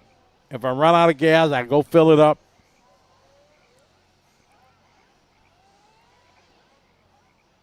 Oh, Jerry, you remember even the race it was.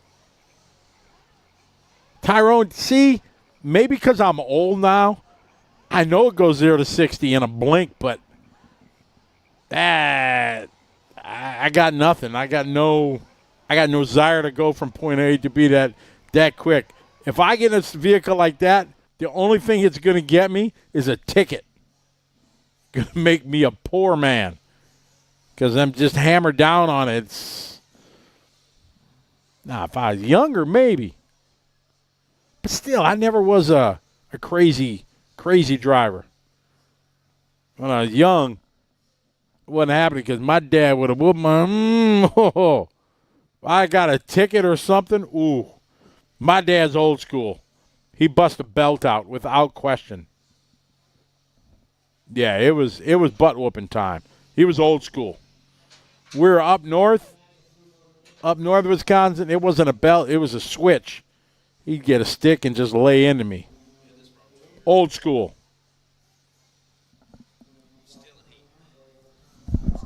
Oh, yeah. Lee Lopez.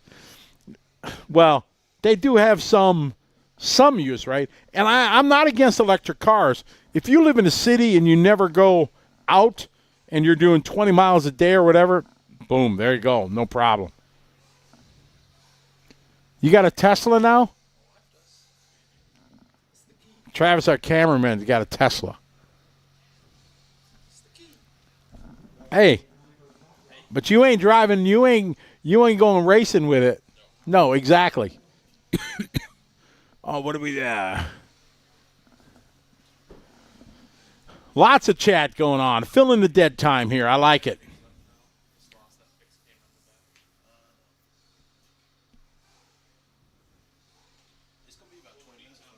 Well, Scott, you're right. Old school dad would have said, go get me a switch off the tree and bring it back so I can whoop your butt with it. Exactly.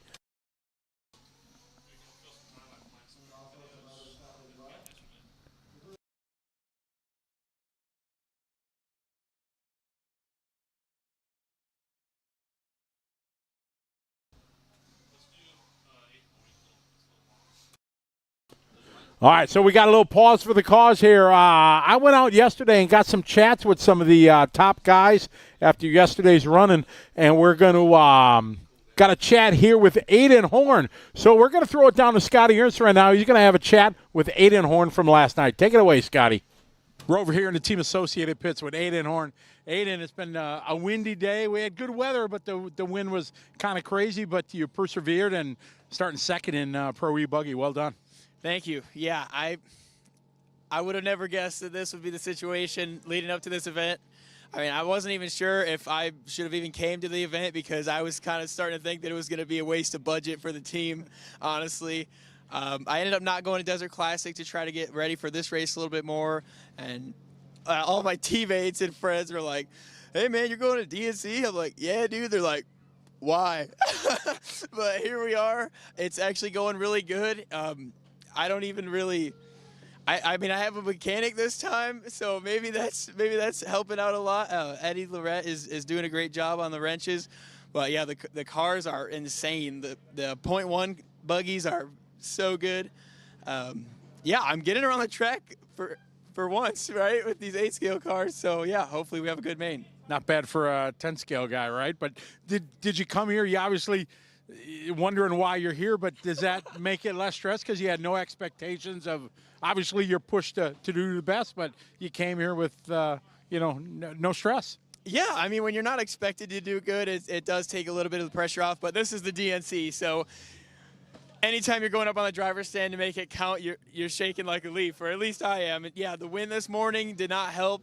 I didn't even bring a coat because they moved this race back. I was like, yeah, it'll be warm. Here we are, 30-mile-an-hour winds, jumping e-buggies. I about fell over during the first round. I was like, whoa. It almost pushed me back. Yeah, I don't even really know what to say because I never really thought I'd get this far. This race has been going on for 25 years. I don't even think you were born when were you born? 02. 02. So this race was going on before you were even born. Why do you think the DNC is so at such a level of 8-scale races around the world, the one that everybody wants to participate in, everybody wants to win? It's just the gnarliest race there is. You got the gnarliest track, the gnarliest schedule. You get very limited practice, track changes from run to run. It doesn't get much more difficult. So I think that's what just brings out the best of everybody and worst of everybody. Well, great job so far here. Best of luck the rest of the weekend. Thank you. All right, there you go. Aiden Horn, no expectations coming here. No stress, but he had a heck of a first day. Going to roll out second in Pro E-Buggy. Thank you very much, Scotty. Appreciate it. Good little chat there with Aiden Horn. And as you can see, guys are still out there walking. We're still waiting on a few things, waiting for some of the lights. So we were able to move around the pits and able to go over to the TLR pits yesterday and have a chat with Dakota Fenn. So we're going to throw it again down to Scotty, having a chat with Dakota. All right, we're here in the TLR pits with Dakota Fenn. Dakota, it was kind of a crazy day. We had good weather, but it was so windy. Yeah. You were able to pull a 5th overall. Tell us about your day. Yeah, it was kind of an up and down day. E-Buggy went okay. I feel like I'm in a decent starting position tomorrow. There's going to be some cards. There always is in the mains, especially E-Buggy with it only being 10 minutes. So we're in a decent position. Been kind of tinkering on the car here and there and have it pretty decent. So we'll see how it goes. We learned some for Nitro Buggy that we can apply for tomorrow qualifying as well. Tell us your thoughts on the racetrack. Everybody who's watching online, really a fan of it. Everybody I talked to seems to really be enjoying the track. Tell us about the layout. Yeah, the layout has a really good flow. There's kind of like those lines, obviously, with the bumps, inside, outside lines. And they're both pretty equal speed-wise, so you kind of have some different options out there. The track is staying together pretty good. There were some bumps yesterday, but they fixed them, and it's just kind of light chop right now. So, it's still easy to fly off the track, but, as you can tell, like all the qualifiers, everyone's been super, super close pace-wise, and that's just kind of due to the track not having those crazy big holes yet. Last year was a year for the remembrance. With all the rain, we had to move to the indoor arena. You and Ryan put on a race that people will talk about for decades. That had to be just something that you'll never forget. Yeah, it was a pretty interesting experience. I think we did 140, 150 laps or something like that. It was just going on and on and on. But yeah, no, it was a good time, and excited to be back out here on the big track though. Now that, I've watched you through your career from when you were, still a kid. You're still a kid, us old guys, but is it still fun for you? Yeah, it's still fun. I'm a competitor. I enjoy winning and being out front and having those crazy fun battles. Maybe not necessarily in the moment, but afterwards, it's something like you said, something to remember and something I enjoy for sure. Awesome. Well, always good to see you here. Best of luck this weekend. Thank you. All right. Dakota Fenn, one of the class guys in our world of racing, doing well. He's got fifth on the grid for electric buggy. Let's see how it plays out for the rest of the weekend. Thank you very much, Scotty. Appreciate it very much. Hello to everybody that's joining us again here. Power about to come back on. And let's see what's going on in the chat room. Robbie Pittman checking in. Paper or plastic? It's in the bag. Adam says, what's favorite? Asks about the best races I ever called. Oh, man, there's a lot of them. Memorable races. One of them was Dalton, Georgia, 1997 Carpet Nats. I was there as a racer, but they asked me to help out, and I was calling the triple A mains of 12 scale. Joe Johnson, Josh Searle. It was A main number 3. It was tied. That's back in the good old days of 12 scale when batteries would die if you ran them too hard out of the gate. And they came onto this long straightaway, and both guys batteries were dumping, and they were down the straightaway, and they were just bumping and banging on each other as they go across the start-finish line. And it was a dead tie. And it was back when we had the old dot matrix printers. So when I went to print the results, it was so it was just a thrilling finish. Then the 2008 Worlds in Bangkok, Thailand, Mark Reinhardt and the Sushihara. That race was legendary. I was there announcing it and everything. Unfortunately, if you go on YouTube and look it over, it's listed as the greatest RC race ever. And the guys who filmed it, they dubbed over a voice. Guys from UK, they had John, legendary Formula One announcer. They post-production voiced over it, and he called it. But if you listen in the background, you can hear me going crazy because it was an awesome pass. Mark put his car on the curbing to the inside. Hara left no room on the asphalt. The only place to pass was the curb, and Reinhardt through the sweeper put his car absolutely on the curb to the inside. It was an epic pass. So those are some memorable races that I got to call. Pretty exciting.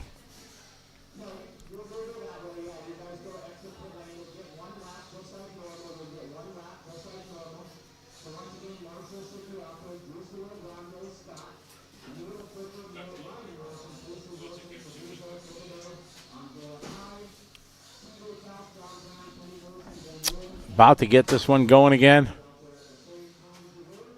JG, it was 8-minute 12 scale back in the day. Most other RC races were either 3 or 4 minutes. In the 80s, when there was only the red 1400 NiCad batteries, most races were 3 minutes or 4. Then they went to 1700s and stuff like that. The races got a little longer, but it was 4 minutes for most of the races. BJ giving us some stats. The Pro Buggy is coming down to that final round with a bunch of guys having a chance. Rancho Cucamonga. Travis, that's where you live. I remember that from always calling your sponsor sheets. Do you still live there? Because I always struggled. I couldn't say the Cucamonga, like it didn't flow for me.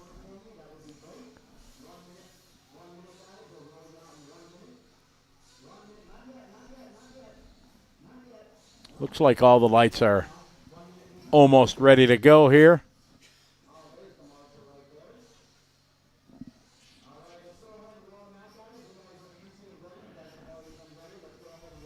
Back in the early years when I first got into the hobby, we used to race on Thursday nights, dirt oval.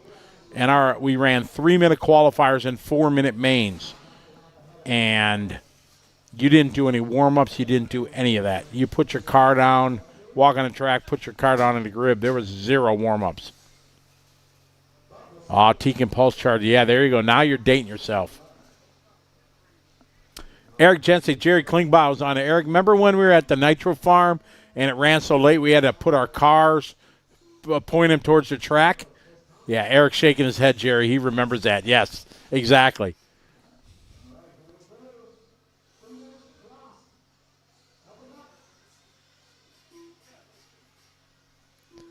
Thanks, RC dude. That was an epic pass at Silver State there when Fee went over the top. I lost my mind.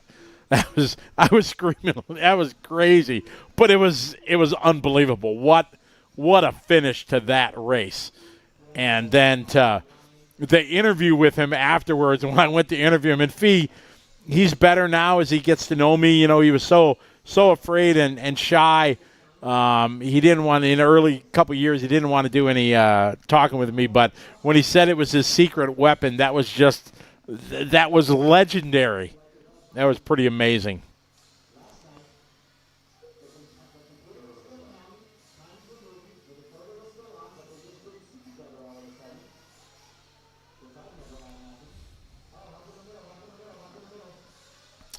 All right, so we are underway again after a little pause there, but we're back. I think it was Lucas's fault. Hey, I brought the coffee maker. You went and got it? Well, I had to drop Davis off. Ah, okay, good for you. I got in the truck,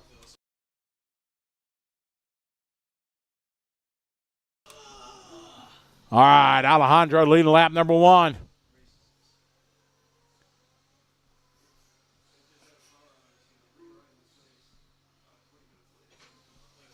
Oh, Sean, yeah, I took Sarah to all the Pro Series, RC Pro Series that races because she was running for the championship, and we went to Arlington, Texas for the finals.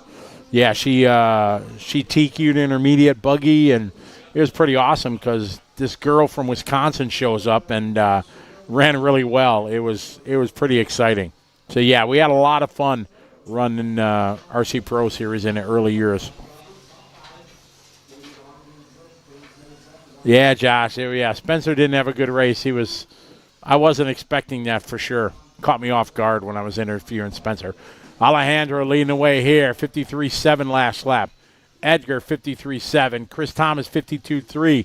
Jacob, 53.4. Rodney, 52.7.6.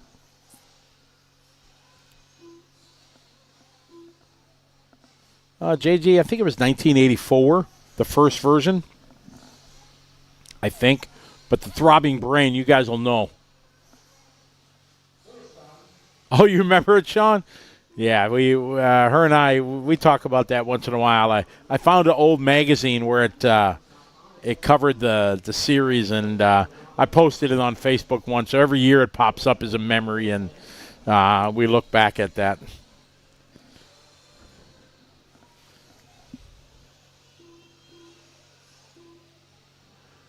Nitro Dave, here in the U.S., there's probably 2 guys of them all that use stick radio, and Fee Long is one of them. In Europe, it's about half. Like, I was in London last week doing a race, electric 10-scale buggy, and more than half of the racers use stick radios over there. Same in Italy. Italy, it's very, very popular. People who use stick radios. Alejandro, Chris, Edgar, Jake, Roddy. Alejandro leading the way. Alejandro on a 6-lap 5:16. Faster than Benny's time, as this is our B sort.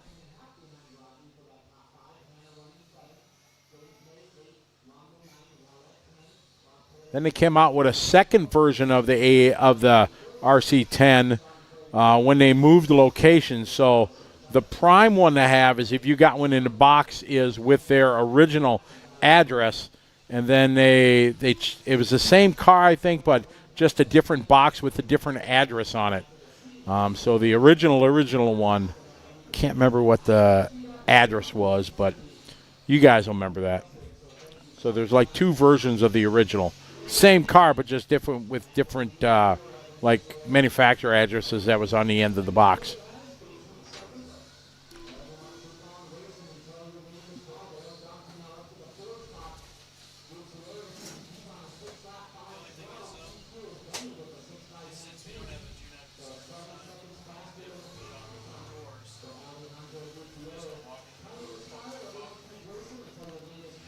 Jerry, how did you just say that and know that?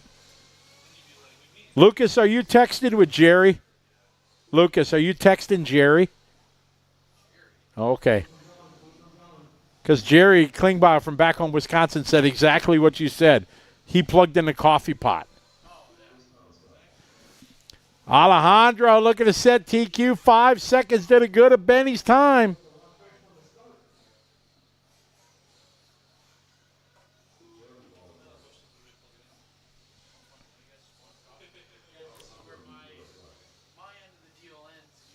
I think so, Joel. I think that's what, because that's the way it was in Europe for a long time, the stick radio. So I think the dads just passed it down and stuff like that. All right, Alejandro liking the restart here because he throwing down TQ time. 6 lap, 5:12. Well done.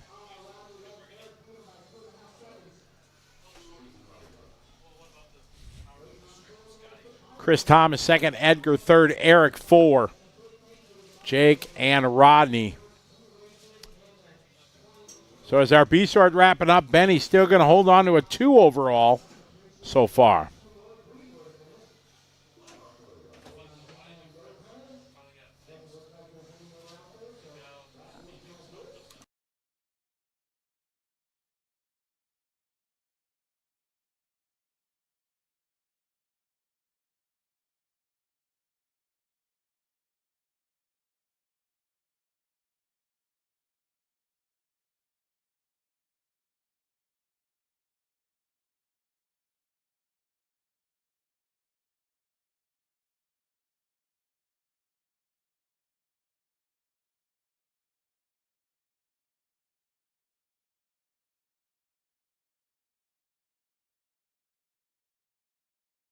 SoCal Mitch, how you doing? Hope you're doing well. Been a while. Good to have you following along. Joining us here. A beautiful day in Paris, California. Looks like the scary sky has kind of moved away, hopefully. So we got about an hour. What do we got? Hour and a half to go. 47. Hour, yeah, maybe hour and a half. What time we got? We were going to get done about 8:30, but we lost a half hour here, so it's probably going to be about 9-ish when we're done. My first charger was a 15-minute timer charger. Turn the dial, tick, tick, tick, tick, tick, tick, tick, tick, tick. And then to peak it, you do it again. And once the battery got warm, you unplugged it. Then you know it was charged.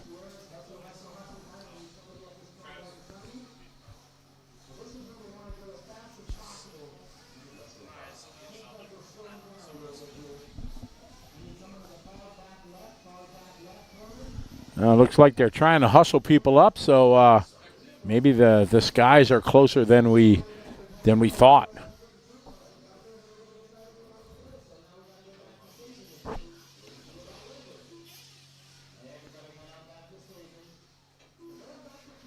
Jerry, you are.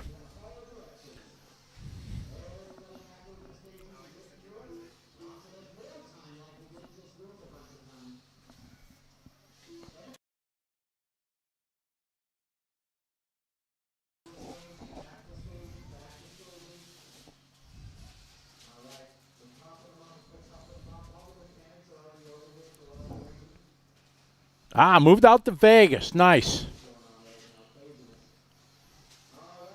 You out there for like vacation or like living a good life?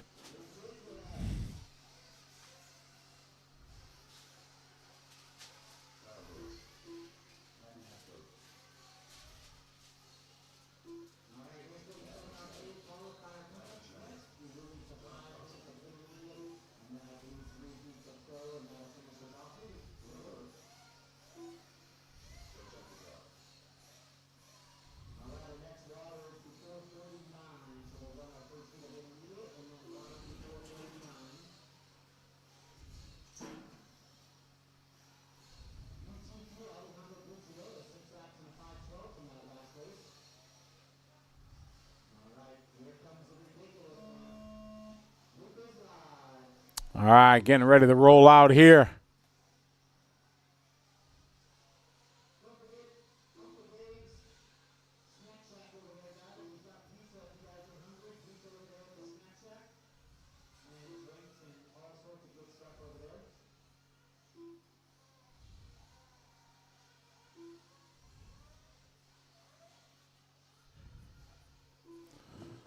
All right, here we go. Off and rolling. Race 47.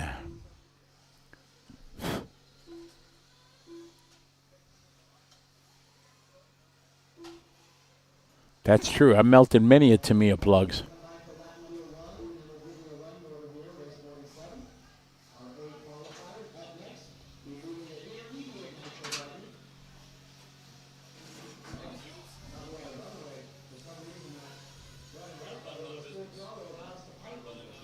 All right, here we go. Jay Smoker, first one across the loop. Not a good opening lap for Jay, 55.3. Maybe that delay might have messed up his ratio.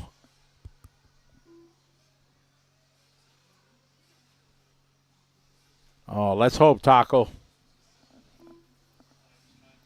All right, Kyle doing a 51.9, Peyton a 52.4, Ruben 53.5, Matthew 54.1.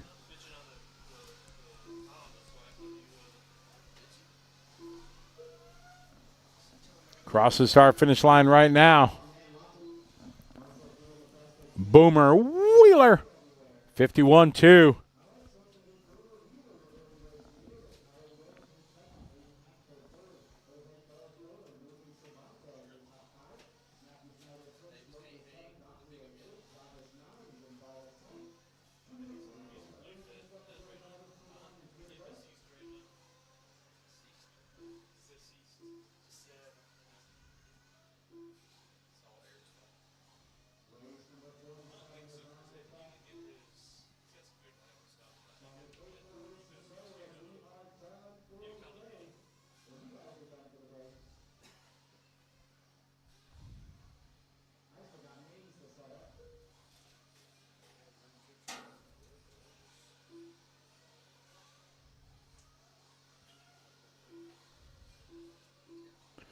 All right, we got Boomer out front, followed by Kyle, followed by Ruben.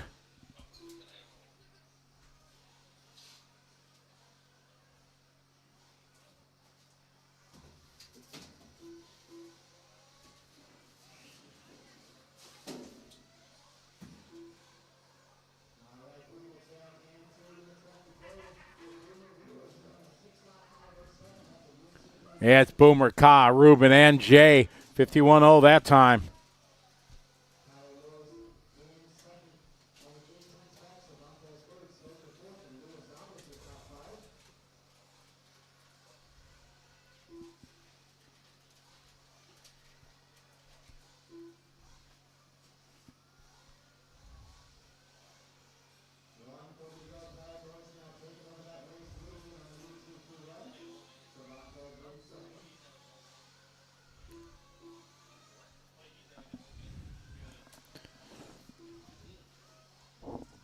Kyle, Ruben, Boomer. Yeah, that's right. Cadillac Avenue. That's right.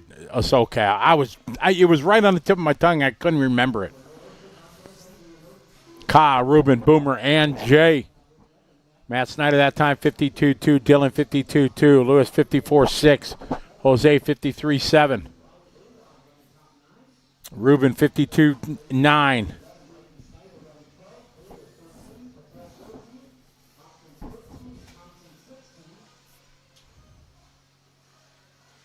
Oh, yeah. Competition electronics chargers, big time. Jim, they were made in Rockford, which is an hour from trackside, so they used to come up to trackside all the time. We all had a competition electronics charger, Turbo 30s, Turbo 35s. All right, Ruben, your leader, followed by Jay. 20 seconds to go. Just a tick off Alejandro's run from the last run. Alejandro did a 6.512. Ruben on a 5.13. 0.7 of a second off.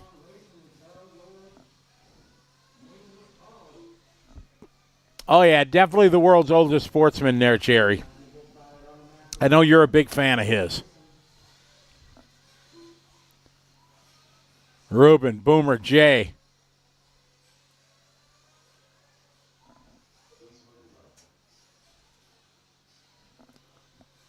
Jay Smoker finished it with a 48.6.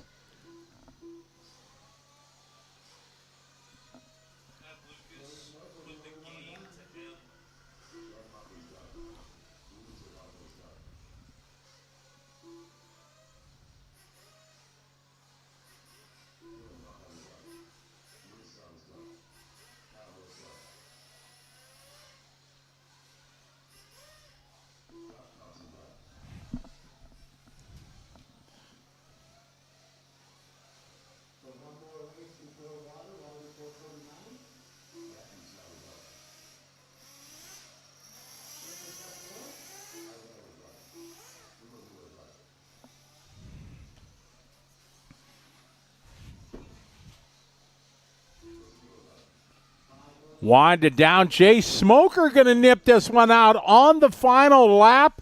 Moves to the TQ. So Jay Smoker take a TQ here in round number 3.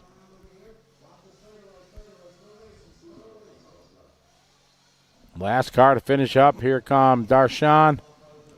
And that's it. Smoker to take to an Alejandro second. Ruben third overall. Boomer 4 for this round.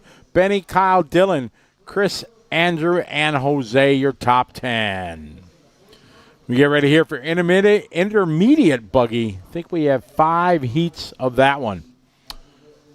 Joel's asking me, how many countries have I been to? I have been blessed, and I actually just 3-4 days ago went and Googled the list of all countries, and I went through and counted them. And I have been blessed. I thought it was going to be a few more, so I'm not like disappointed because I've been to a lot, so it's pretty awesome. But I've been to 31 countries in the world, and I hope to click 4 or 5 new ones off next year.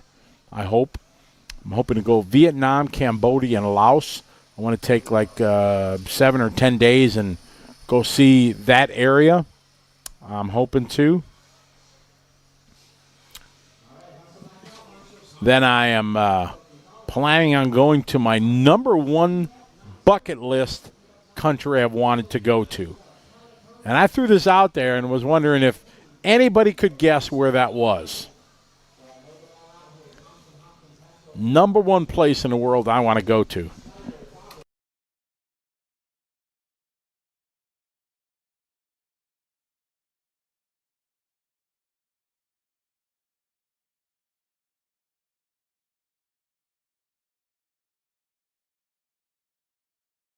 I won't tell you. Yeah, I'll let you guys guess. Netherlands. Nope, been there. Been there numerous times.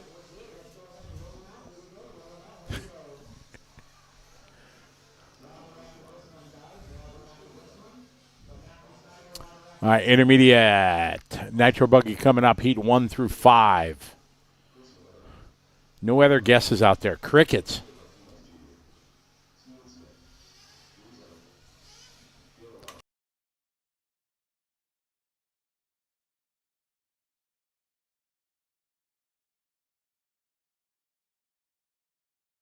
I am very blessed. I've been able to see a lot of places. Early years of my life, it was because of my time in the Navy that I got to travel to, all the places I traveled. I went to my first time Korea, Philippines, Japan, Korea, Australia, Papua New Guinea, Singapore, Oman. I went to Diego Garcia, which is a little atoll kind of island in the middle of the Indian Ocean that is a U.S. military base. And I got to go there. Spent Christmas there in 1986. We were there for Christmas. We just stopped there to get supplies when we were out servicing in the Persian Gulf. And the USO tour was there with Bob Hope.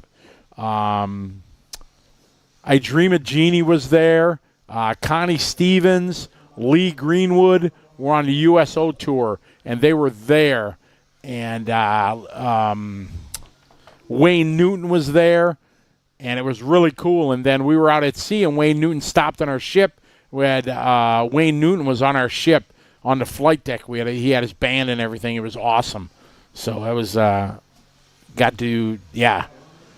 never been to Russia, and I want to go there. Well, before everything is. I've been to Switzerland.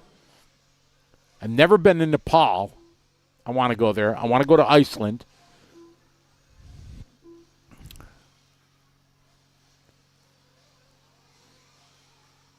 Somebody guessed it earlier. I mean, I was surprised.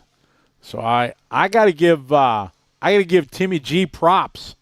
Number one bucket list on Scotty's list that he wants to go to, Antarctica. And Lord willing, everything works out. Next year, I'm going to go.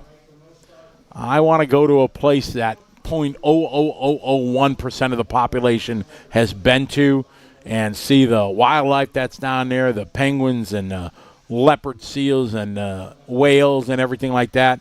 Known a couple of people that have went, and they said it's unbelievable. And so I got that. I got the plan to do that next year. That's the goal right now. Oh, the one and only Andy Krivitz is signed in. Hi, Andy. How you doing, Andy? Hope you're doing well. We all say hi. Timmy, yeah, the Drake passions can be rough, but I'm hoping I'm going to be all right. I was in the Navy, so we had plenty of rough seas, so hoping I'll be all right. They say sometimes it's smooth as glass, sometimes it's really rough. So we'll see. I haven't been to Brazil, but I'm hoping to go to Brazil this year for the World Championships. That's for sure something I want to do. All right, we got our first heat of 5 on 1/8 Intermediate Nitro. Please, those are raced in Antarctica. Yeah, I'm sure that'll be a popular one. Ice racing, got to put studs in your tires.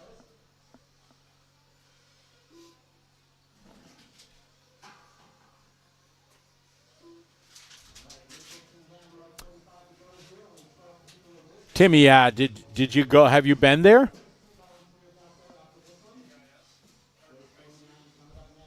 Arctic Ice Series. There we go.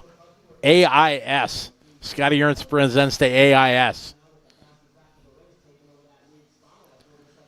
Races are 1 minute long because it's too cold. But you go there in their best weather, which is December, January, February. Yes, that is something I want to do.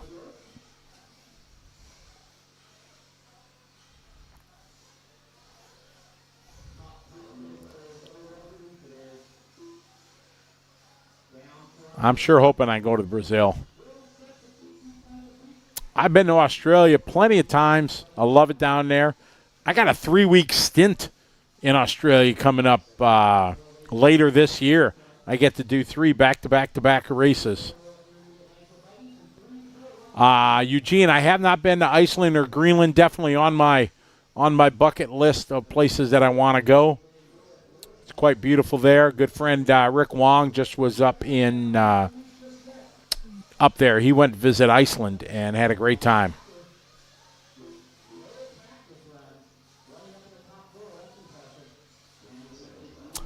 Damon, I do my own drag race up at Great Lakes Dragway, Union Grove, Wisconsin. And we do that first week of August this year.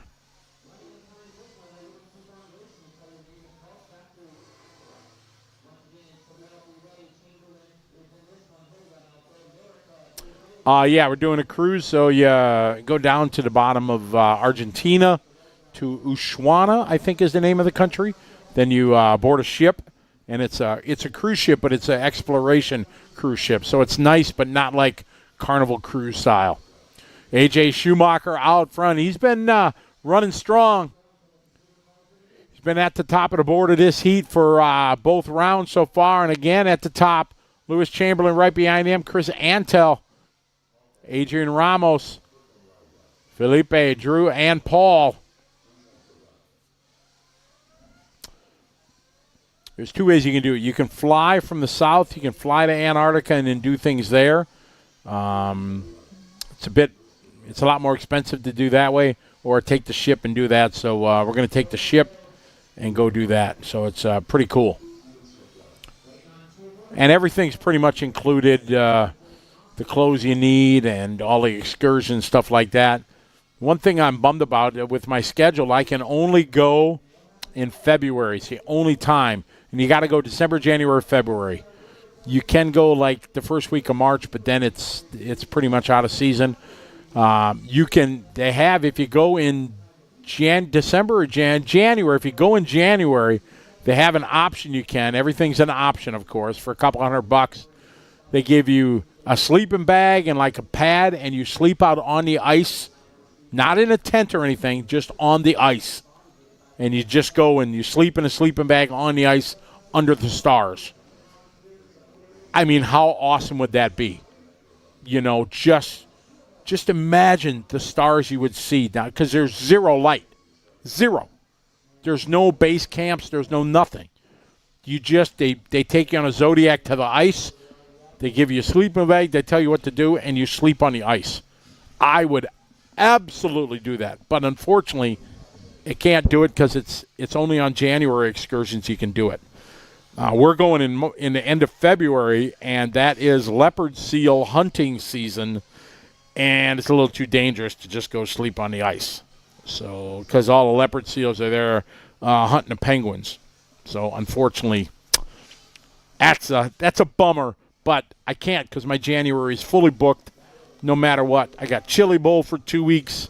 Then I just can't. So, there you go. Gnarly. Ushuaia, there you go. You got it. And so I get to go down there. So you fly to Buenos Aires, then you take another flight to Ushuaia. I think I'm saying it wrong. And then stay in a hotel there one night. They meet you at the airport. And then the next day you go onto the boat, and you go across the most dangerous shipping passage in the world, the Drake Passage. Yes, Andy, it is. It was in the mall. You should go with me next year, Andy. It would be awesome. That's how every crisis movie starts. Nice. It's not crazy cold down there, though. I mean, it's their summer, so it's 30 degrees. Sure, it can be nasty, but it's normally not. Talking to the people in the services that you hire and stuff, it's not so bad. Jeff Piskey in the house. What's up, Jeff? Hope you're doing well.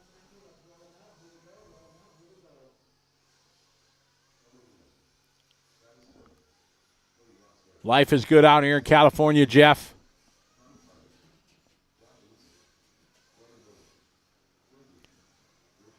Miss racing, man. I'm not going to be home for Saturday Fever for a while. I'm hoping to race in two Tuesdays. Well,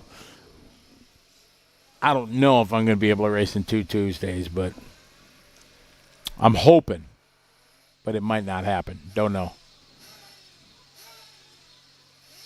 Where's my favorite destination to travel to? My two favorite countries to go to are Japan and the Philippines.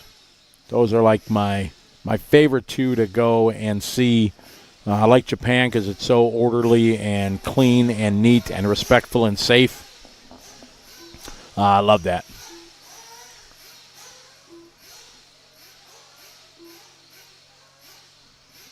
All right, heat number 2 of 5, intermediate Nitro buggy. I used to speak, when I was in the Navy, I knew enough Japanese to get in trouble where I could speak it, people thought you spoke it, and then they come back at you, and you're lost. So that, when I was in there, because I was at Japan every couple months, our ship would pull into Yokosuka. Then we'd take the train from Yokosuka up to Tokyo. We'd go to the nightclub district in Tokyo called Roppongi, and used to do that. It was pretty cool. But I knew enough Japanese, and I speak quite a bit of Filipino. I'm probably 60% Filipino, And I've learned pretty much as I can learn without, like, living there and being immersed in it. Travis Horn leading away on lap 1, followed by John, Tommy, Katie. Oh, I love this shot. Just stretching for that double. Lionel Rodriguez, how are you? Lionel, you sent me an email, didn't you? A couple days ago? I think, I could be wrong, but I thought maybe. Was it you? I saw an email come through. I haven't had a chance to get to. Was it Lionel? I don't remember. You did? Okay. Ooh, I thought my memory was gone. So I saw it. I came straight from England last week to here. So I haven't had a chance to really reply, let alone give you a call. So I definitely, it's on my to-do list. I'm truly sorry. I hope you understand. I just haven't had a chance to do it. So for sure, it's been a long time. I look forward to catching up with you. So please accept my apologies for not replying yet.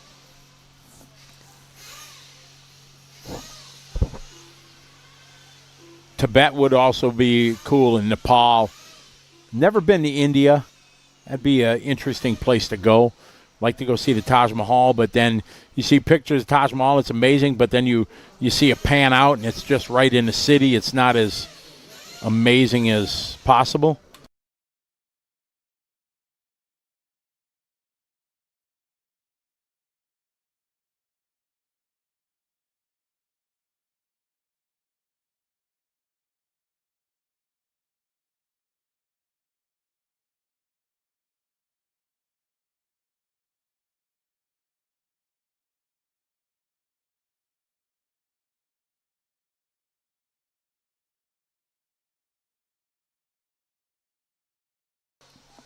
All right, we got Travis, Jose, and Josh, your top three.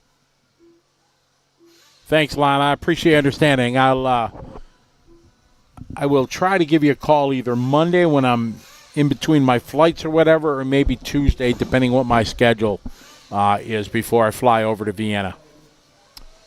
Travis, Jose, Josh, Devin, Tony Newland, then Travis Saunders, Marty Santos, Josh, Katie Roxbury in this one. You go, girl. Tim, then Mike, Tommy, Christopher, and Richard.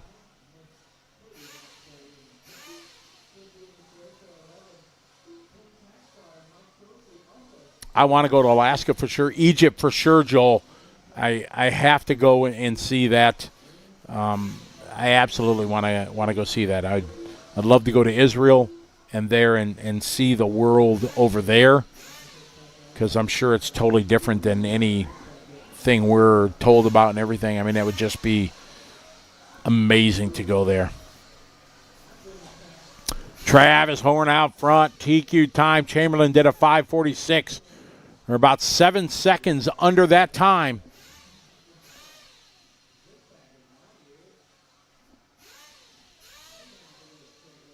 Travis, Jose, and Josh. Fast lap so far, 47.7 lap from Travis. That's hot lap of the race.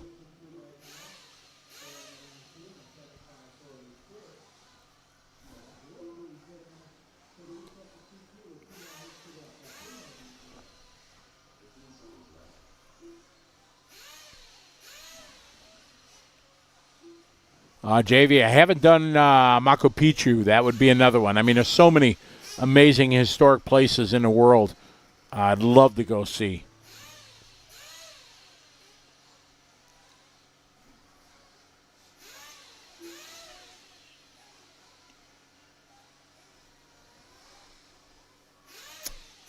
A friend of mine is trying to do 50 countries by the time he's 50. That would have been awesome, but I never thought of that, so I failed. I'm a little short of that one, being 31, but I hope to hit 40. 40 by the time I'm 60 would be great. And to be able to go to all 7 continents would be even awesome. Travis, Jose, and Travis. Oh, Gregory Tennies wants to go to Egypt. All right, dude. I'm down with that. We can plan that here in the next couple years. Absolutely. Make sure your dad will give you a time off from trackside. You know what we need to do, Gregory? We need to get a sponsor by Vista Point. Exact Vista Point housing. Yes, for sure.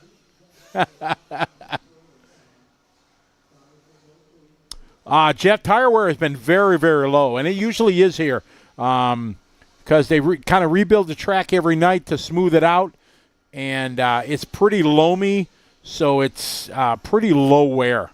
The average guys can get, a couple runs out of tires easy peasy.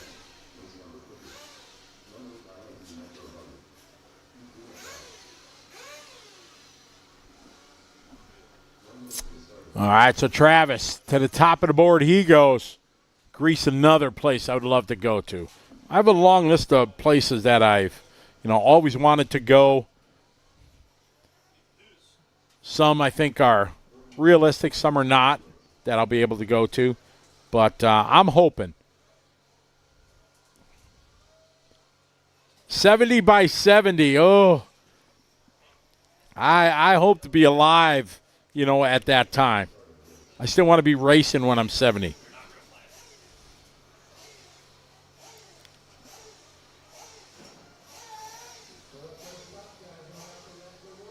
Ben, how many countries you been to? You're blessed with life well traveled. Oh, awesome. Well, a big shout out to Vista Point Assisted Living. A great place. If you're in the southeastern Wisconsin area, you need an assisted living center, make sure you look up Vista Point Assisted Living. You mention Gregory Tenney's, and they'll make sure you get the RC Racing discount.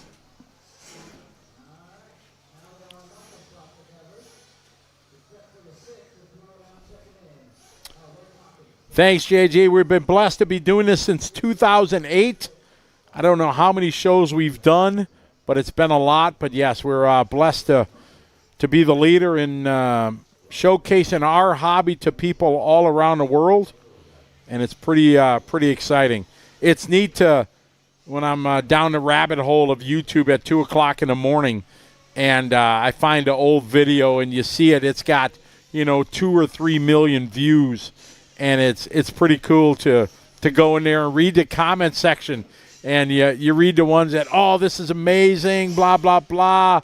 And then there's the ones that said, oh, my God, I wish that announcer would shut up and just let us watch the race. So there's plenty of those. But it's great that, our hobby gets millions and millions of views. It's pretty awesome. Ben, you're at 33. All right, you trumped me. So I'm at 31. But I'll be at 32. I'll hit 33, maybe 34 this year, because I'm going to check off Indonesia, Jakarta on this one this year. Where else? I'm going else somewhere. Another country I haven't been to yet. I'm trying to think what that was.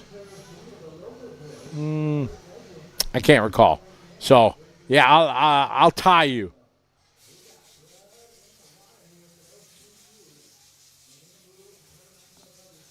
Here we go, race 50 of 55.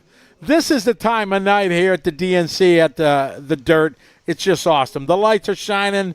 It's the cool, crisp chill in the air. The exhaust fumes, the smoke just kind of hangs in the air. It's a vibe like nothing else out there.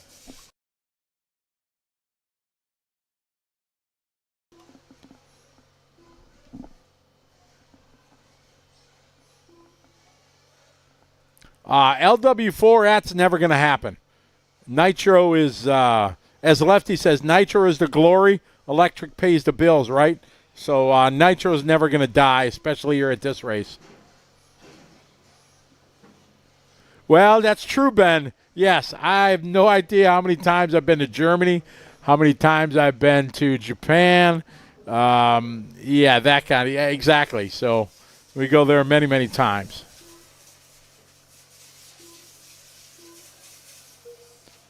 Very good call, Jerry. Yeah, Larry has a diet of, that's all his diet is. Pizza and chicken tenders. Logan Thompson out front. 2 laps in the books. Logan now stepping it up here. 8 seconds better than Travis Horn's time.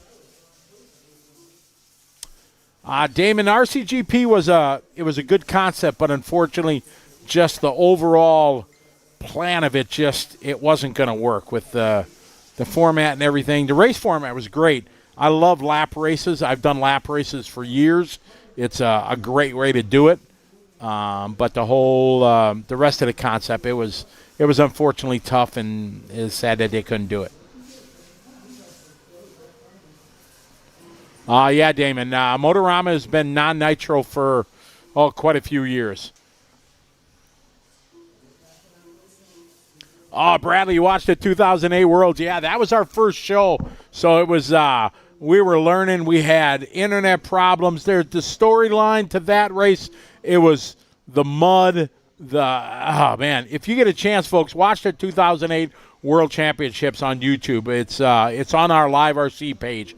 It is an amazing track, multi-surface.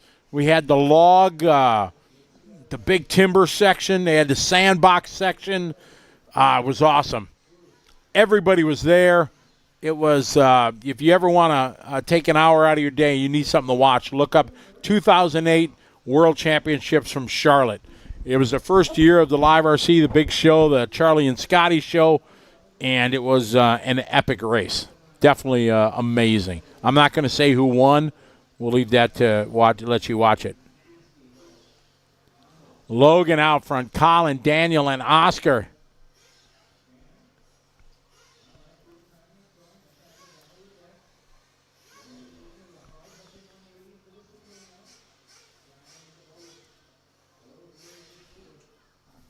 It is Logan out front, 6 seconds under the TQ time from Travis Horn.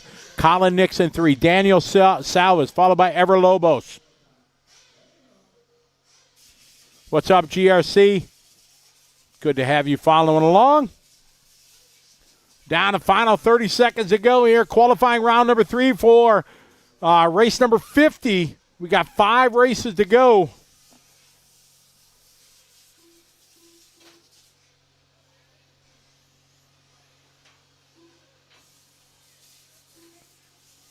Oh, see, there you go, JV. Not so bad.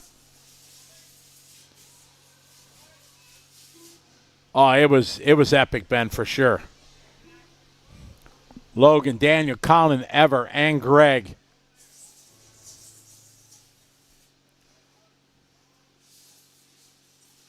Oh, trouble there. Marshall, good job going to the first one that crashed. So many times you don't see that. This guy's getting a workout out there, getting his fitness in.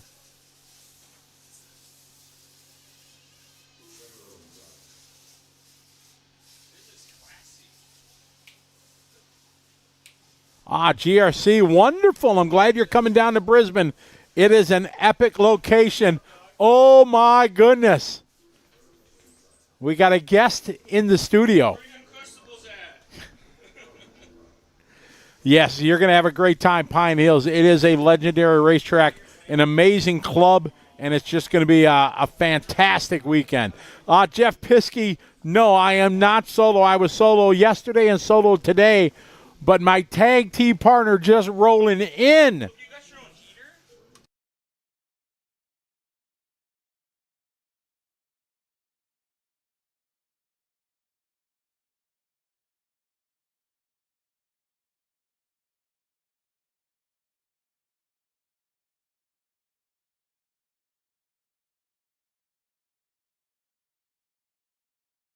A good run there, Logan. Going to take the TQ. Travis, Lewis, AJ, Chase rounds out your top 5 overall for the round.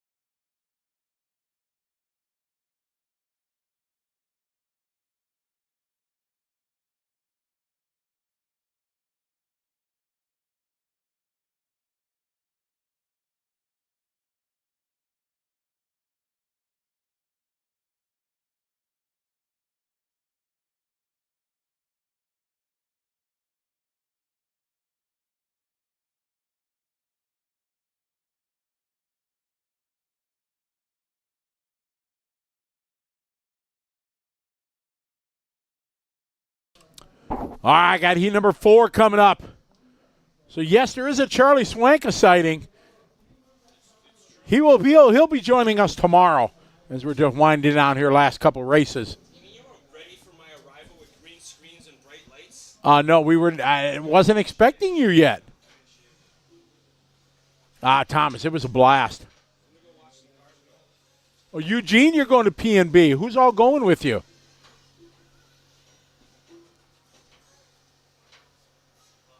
Thomas, we all thought Troy was going to do it. He dominated.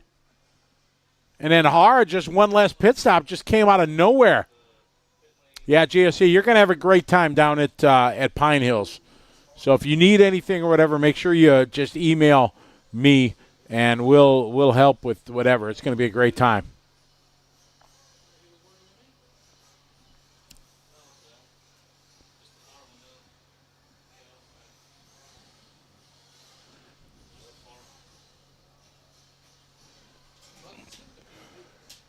All right, heat 4, the B sort here of intermediate.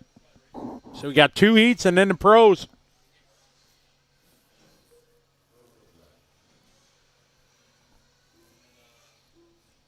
All right, Adam Curry coming out, 47.8. Jeff G, 50.0. Reggie, 50.6. Ryan Dunford, 49.7.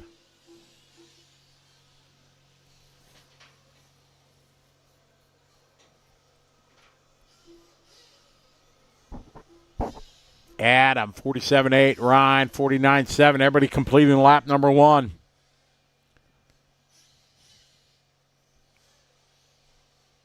Oh, no Stephen Bess in this one again. Larry and Jerry and everybody going?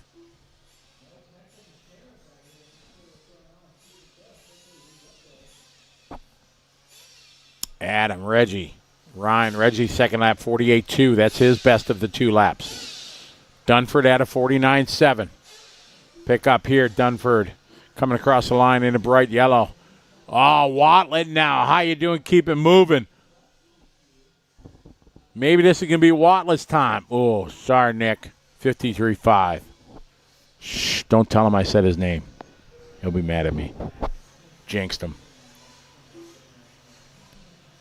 Oh, fantastic. Well, I look forward to seeing you guys down there. Is that Cole Thompson, the Moto Pro? I don't know. It's Cody Thompson, not Cole. I'm not up on my motocross personalities.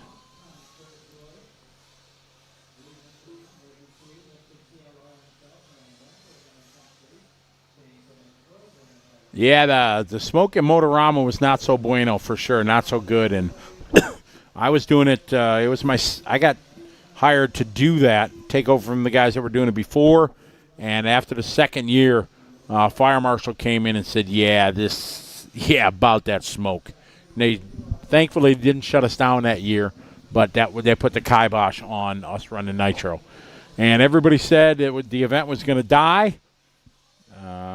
And thankfully it didn't, and this year it sold out in, I don't know, a few minutes. LW4 going to run down at PNB. Looking forward to that.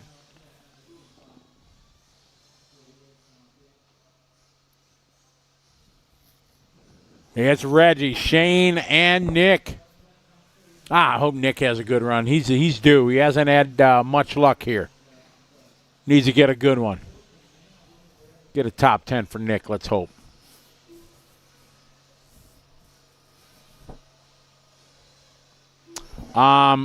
He does do some, yes.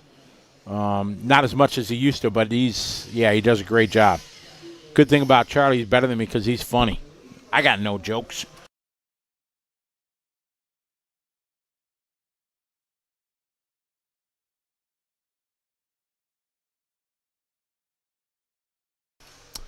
All right, in the final minute of Reggie out front. Reggie, 4 seconds off that TQ time from Logan. Still a solid run. Reggie played for the Seahawks, for the Chiefs, for the Raiders. Oh, man. Can't remember all of them. A bunch of them. And he's awesome, dude. So nice.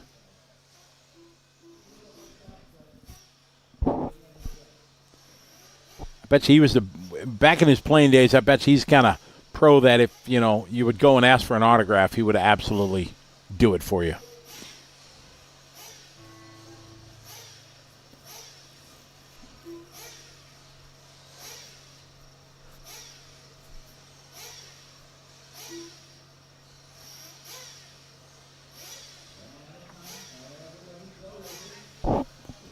Reggie out front, Ryan Dunford in the 2 spot. Dunford about 3 seconds behind Reggie. Race 52 is up next.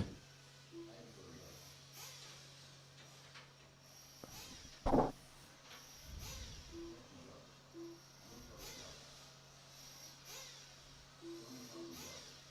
right, Reggie coming around. Up on 2 wheels there, pushing it to the line. Reggie going to go 7 lap 5:45. Dunford, if Dunford throws a heater down, he's in that yellow car we're following. He's always yellow and green. And what has he got to the line? Not quick enough, just missing. So Reggie's going to take this heat. Going to go 3 overall. Dunford 5 overall. Shane Simmons takes 3rd in this heat. Going to put it 6th overall.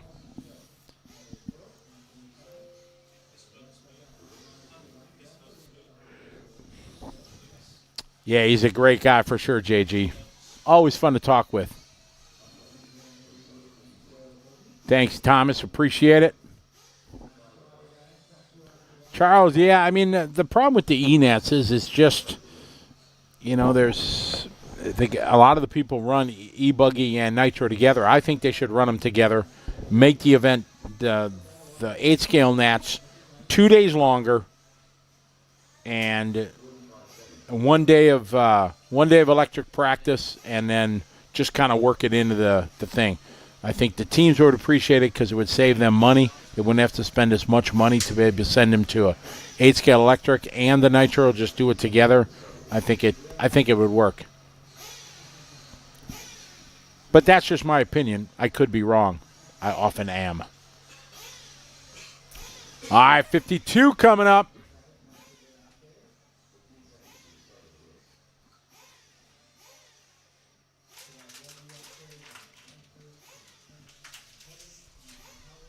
Throwing a little water down here.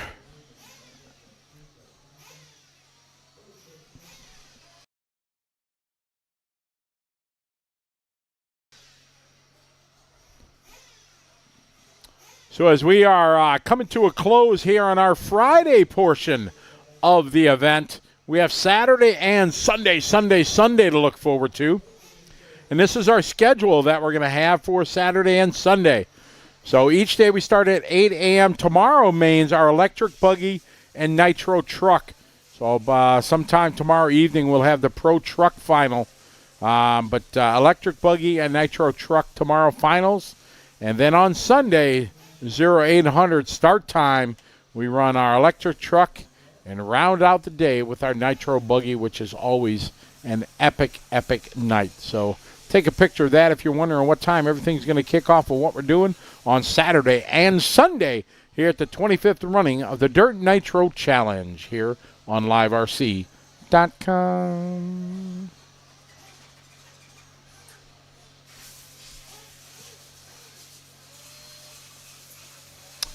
Michael Lee, how are you? Good evening to you. Welcome to the show.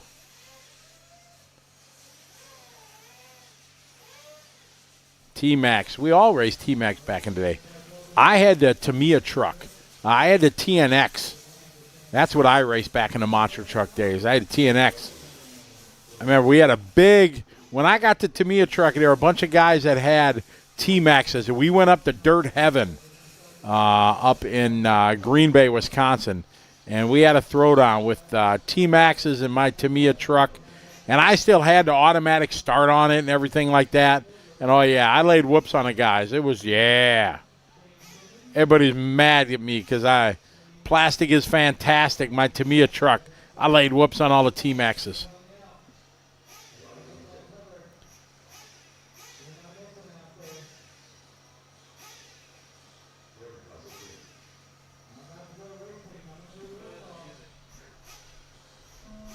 All right, here we go. Getting ready to rock and roll.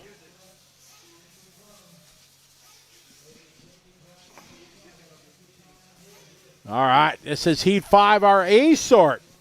Our intermediate Nitro buggy intermediate division here.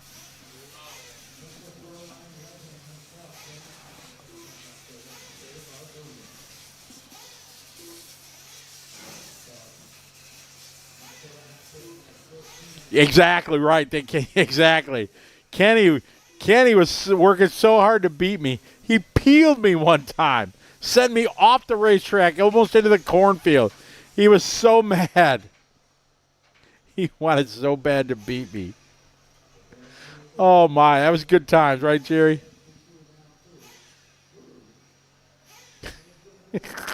I got no jokes, Jeff.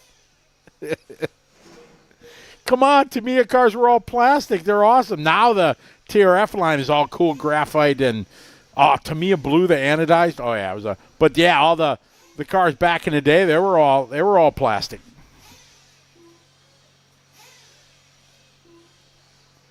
I still have it in my garage and pieces and everything. I got the Proline shocks after that. You could get the Proline upgrade shocks, and I had those. Uh-oh, coming in for a pit stop. Not good in a 5-minute qualifier.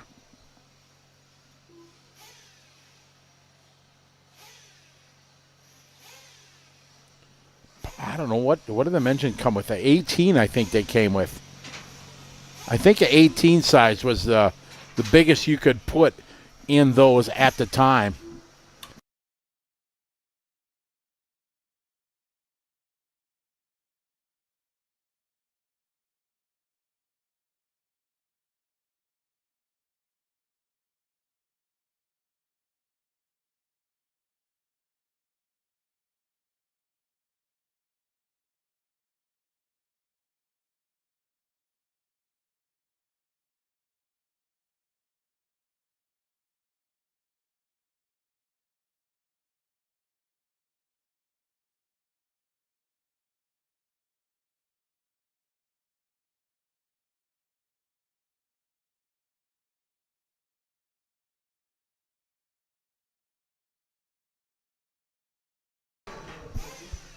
All right, out front we got Jimmy Fishback, who's been running so strong.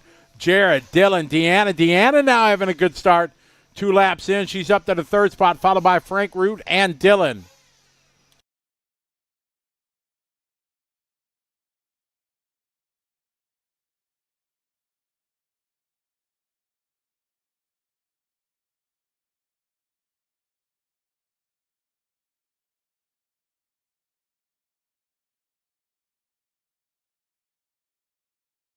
Your leader right now, Jimmy, Jared, and Frank. Dante DeGranda, followed by Dylan and Adrian. Dylan Peterson, then Deanna and Ryder. Fish back out front, leading the way.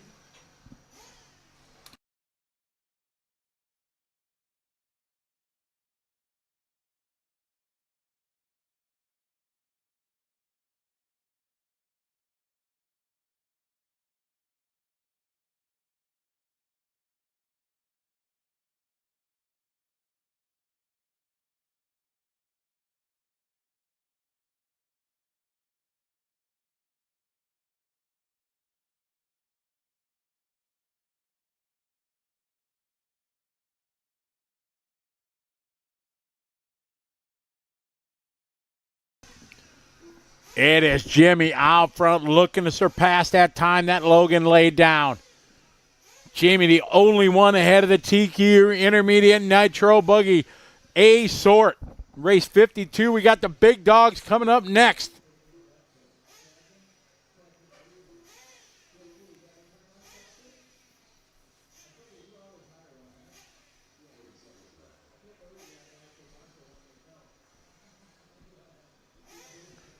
Jimmy, Dylan, Jared, Dylan Bartlett now stepping it up there. Hot lapping 46.8. That's his best lap. That put him ahead of Logan's time.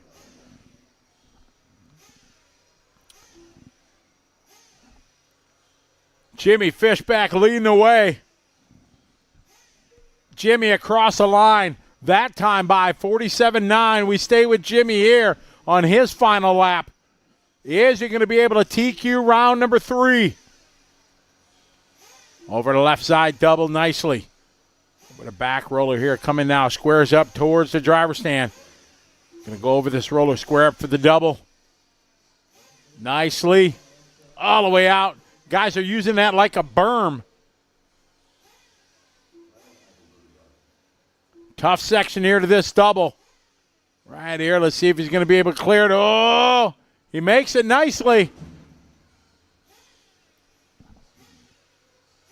Jimmy had some time to play with. He's going to finish strong here. Not going to give Dylan a chance. Jimmy actually hot lapping here, back-to-back, 46 and a 46.8 and a 46.7 the last 2 laps. Dropped down 7 lap, 5:31. Track is still live as a few more guys are running.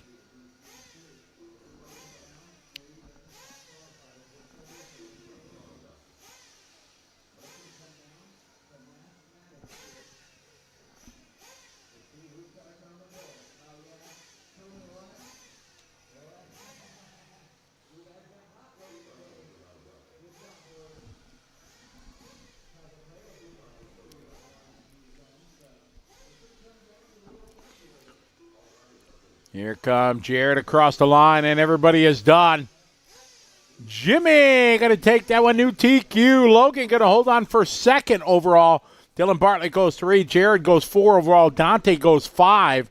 Travis Horn 6. Reggie Tung 7. Lewis Chamberlain and Adrian Parlay going to get a top 10 out of the round. All right, got our top dogs here. 3 heats of pros coming up.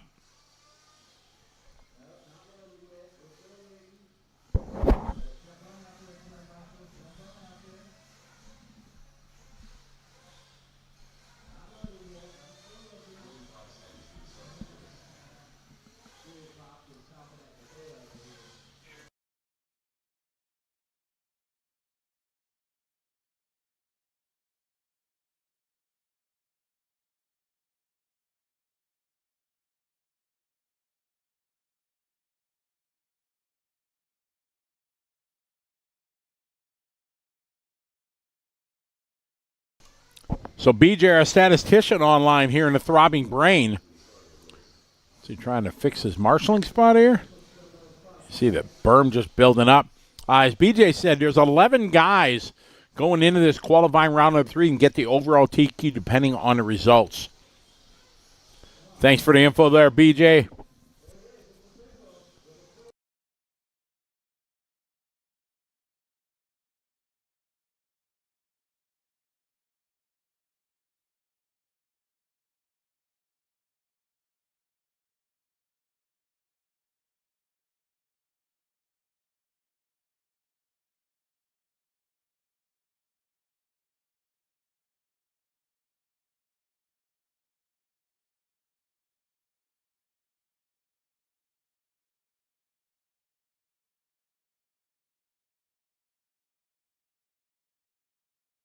These guys all bunched up here at the start. Very surprising for a pro heat. Ben, yeah, for sure. I wish you could have been here for this one. This was an epic layout. As I said, many guys say it's the best one that they raced at here in recent years. All right, let's see how it goes. Who's it going to be at the top of the board in this one? Pick your favorites here. We got Pro Buggy. 3 heats to wrap up our rounds of qualifying.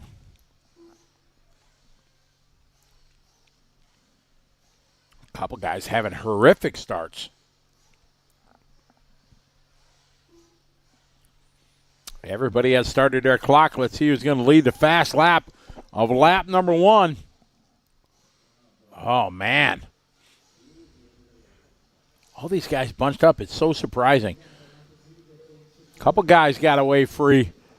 Ryan Pavitas, 46.9, and Ryan's got a whole lot of real estate. Nobody around him.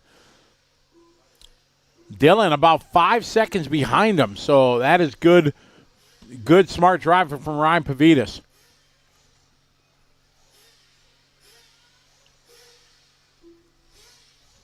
Bryce Butterfield in the house. What's up, Bryce? Hey, good job in Costa Rica last week. That track looked amazing.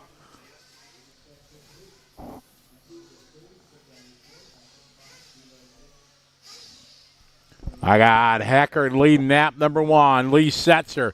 Good start for Lee. And Pavita, Spinrad, Nelson, LaRoe, Dustin Blair, followed by Jacob, then Sean, Carlos, Tyler, Jaden, Frankie, and Josh.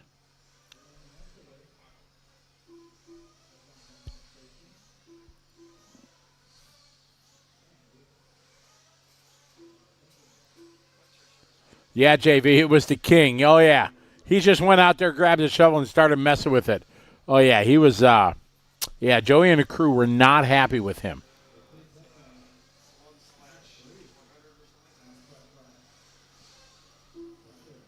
See these guys all just throwing it all the way out there to the pipe, using it like a catch berm. All right, got Heckert out front, rocking the red, white, and blue.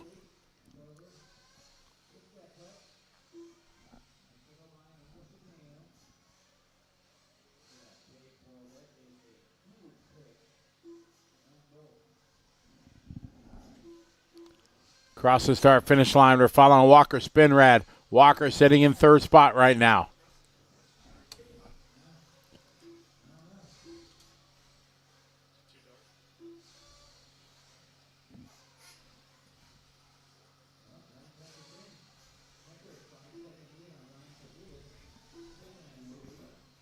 Spencer, Austin, and Ryan.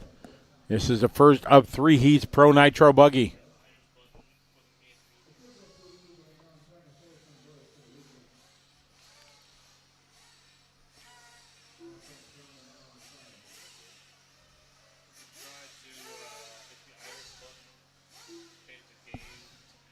Hacker at that time, 45.5.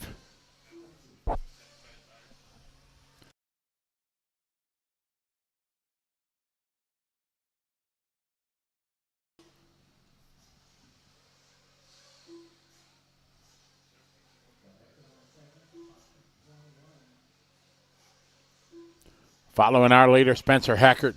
He had a little bit cattywampus, he able to save it.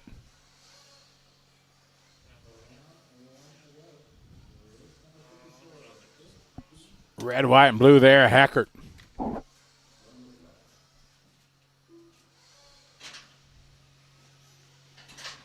Spencer, Austin, and Ryan. Tough double here. Oh, a little bit outside there. Saved it. Spencer's had a great week in TQ Nitro Truck last night. Here comes Heckert. This is going to be a long lap, though. 48.5. See what Austin Blair has. He had a 45.2 last time by, so Spencer just giving up 3 seconds this lap.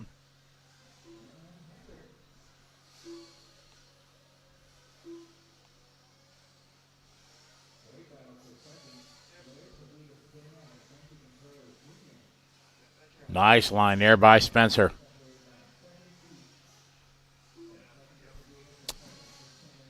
Spencer Heckert in a Techno. Not sure what Austin Blair is running. Ryan Pavitas running a Sparko. Fortunately, the information that they have in the computer is not 100% accurate with sponsor changes and things like that.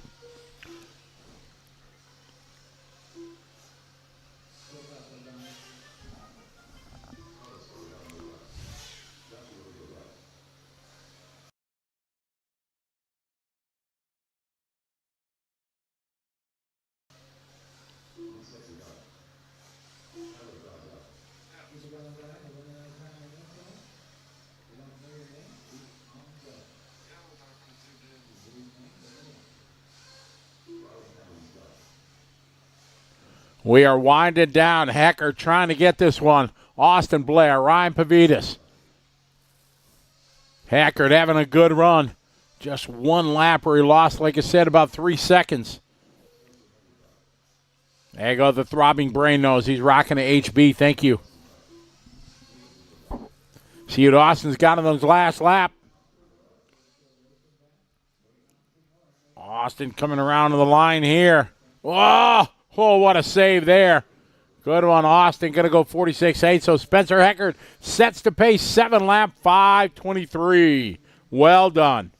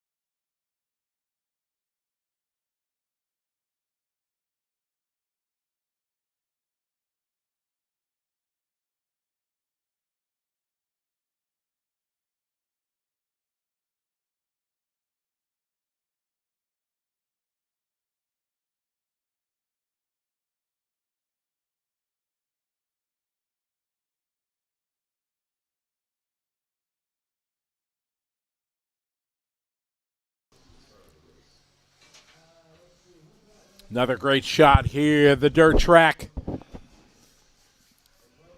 On a beautiful, crisp Friday evening. See everybody kind of lining up watching. Coming up to watch the pros.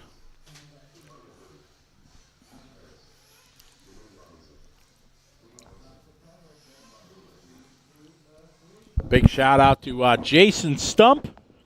Checking in from Dubai. Jason usually here racing, but moved over to Dubai for work.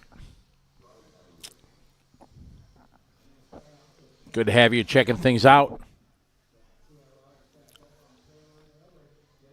All righty. These guys are looking for Spencer's time, 5:23. And some of these guys bunched up. They need to spread it out.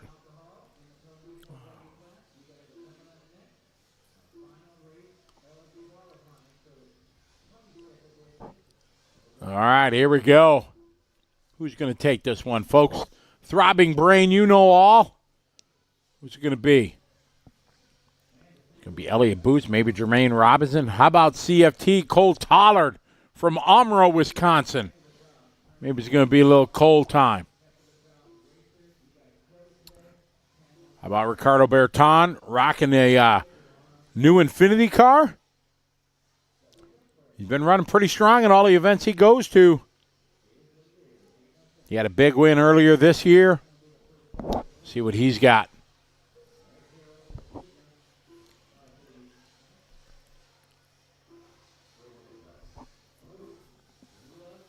All right, Ellie Boots with a 45.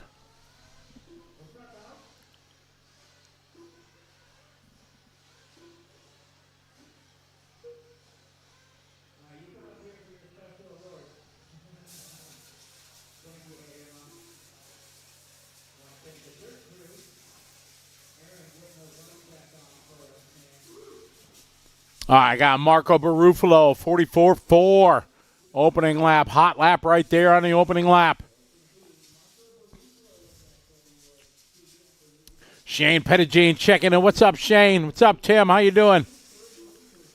Good to have you guys joining us here for the final couple heats. DNC 25th running. Elliott at 44-7. Juan Carlos 45-3. We pick up Joe Bornhorst.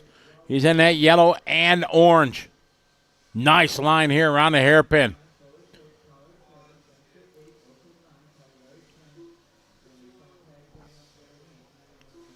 Joe with a 45-7 on lap number 2.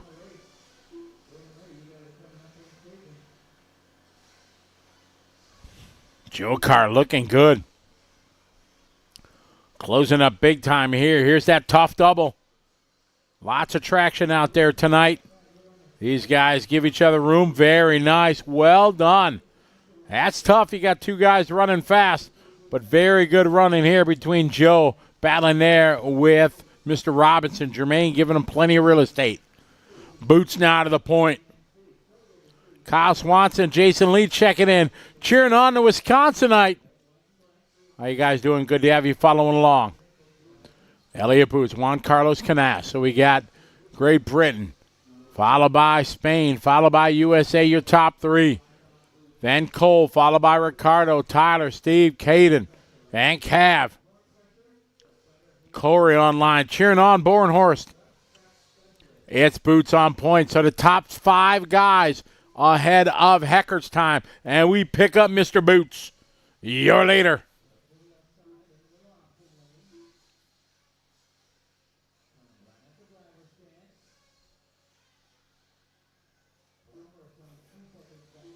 Again, out to the pipe, kind of using that berm. Help him turn that corner. Elliott, Joe, Ricardo, and Cole.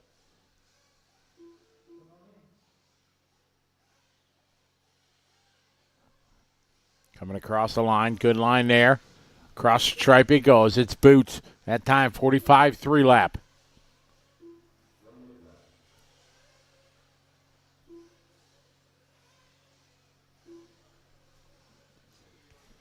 It is Boots rocking the S-Works out front. Joe Bornhorst right with him. They're separated by about a second. Boots kicking up a fluff. If he goes offline, tries to get some momentum. Oh, little bump there on the landing, but he saves it, keeps it rolling.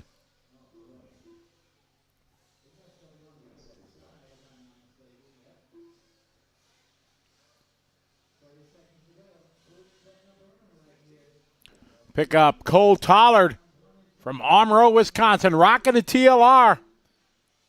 It's in the pink, yellow, and white.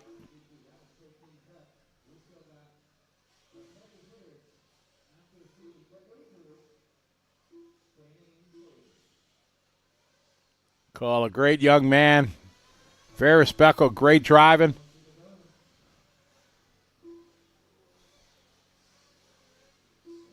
Pick back on Boots, your leader. Boots, Joe, Cole, Tyler, Ricardo.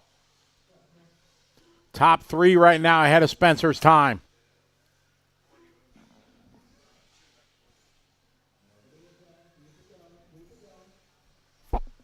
Here's Boots across the line.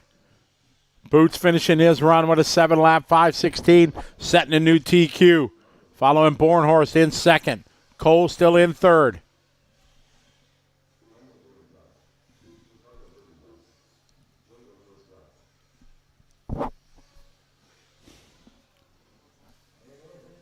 We're hoping for a good finish here for young Cole.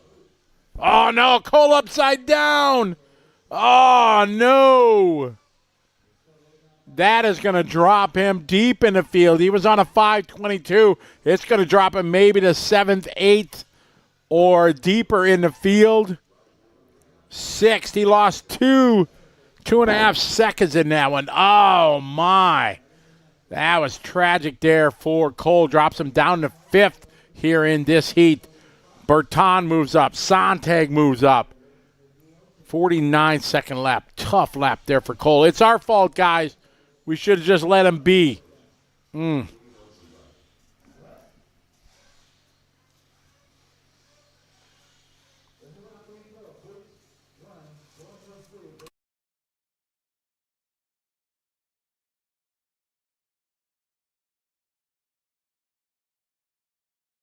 All right, we got one more race to do today. Race 55 coming up. Give me a shout out here in the chat room. Let me know where you're from. Click you off any of the states that we're missing or any of the countries. Team Beast checking in from the Philippines. Magandang umaga. How are you? Good morning to you in the Philippines. Looking forward to being there in a couple of weeks for our big show. We get ready for the final run here of the day.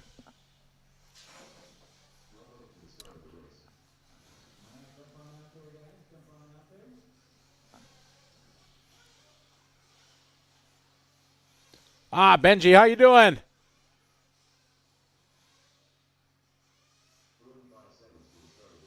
Michael Page checking in from Lincoln. Line out from Texas. Braden checking in from Pennsylvania. A lot better today, Corey, for sure. Oklahoma in the house. Oh, my goodness. Look at it. Just scroll by. Steve checking in from Australia. Puerto Rico. Pedro, how you doing? Toddy Anderson. Tell your dad I got to get a hold of your dad. I tried to text him earlier. Hope you guys are doing well. Kim checking in from Bristol, Wisconsin. Josh Herbert still with us from Tennessee. Wyoming, Blaine in the house. We are getting ready to roll out here in our final heat of the day. Ralph checking in Malaysia. Jeff Piskey checking in from the greater Chicagoland area. Ruiz Rio from Albuquerque. Ben from Minnesota. Anthony from Virginia.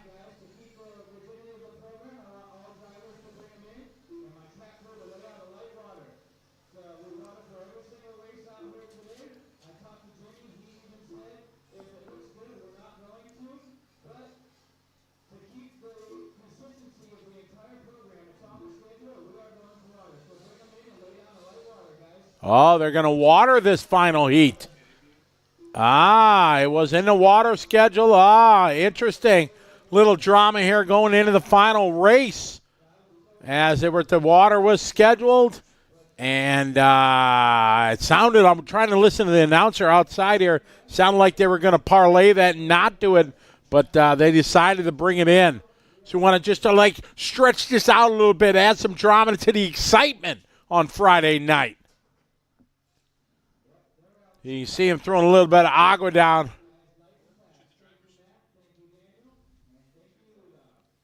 We got some Yoopers there up there from Marquette, Michigan, up there, the Yoopers. How you doing, Frank? Good to have you following along. Paul checking in from Canada.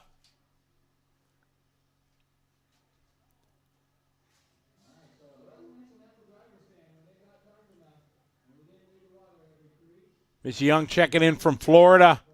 Thanks, Benji. Miss seeing you, too. Hope you can join us for the Philippine Masters. Great shot of the driver's stand there. Looks like Adam Drake's got the goggles on. A couple guys got it. Cole's got them on. Only a couple guys with headsets, though. You notice that here in the qualifier, not everybody wears the headsets. There's some guys that still don't. They still, kind of go old school.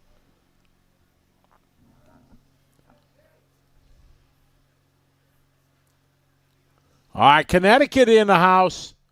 Oh, that's our first Connecticut check-in. We marked them off the list. Awesome. Almost all 50 states have checked in now.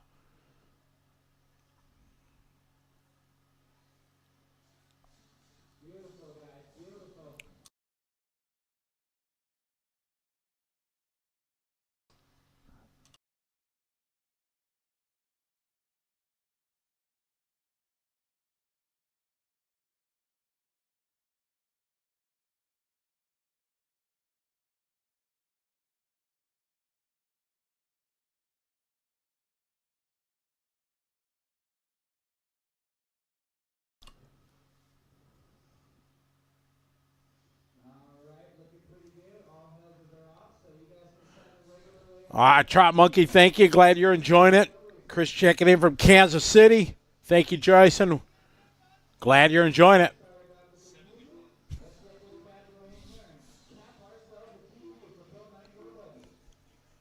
All right, final heat of the day, everybody. Who's your pick? Charles checking in from Mississippi. All right, these guys ready to roll. They need to spread it out and be smart. We get ready here to find out who's going to be our top spot. Many guys have a shot at it.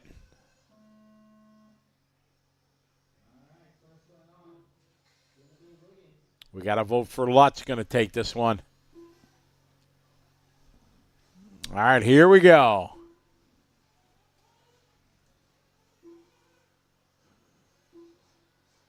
LA boosted time to beat, 7-lap 5:16. Solid run. See who's got something to say about that.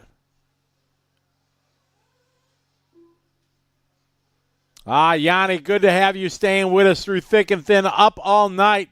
5 a.m. there in Sweden. Good to have you here.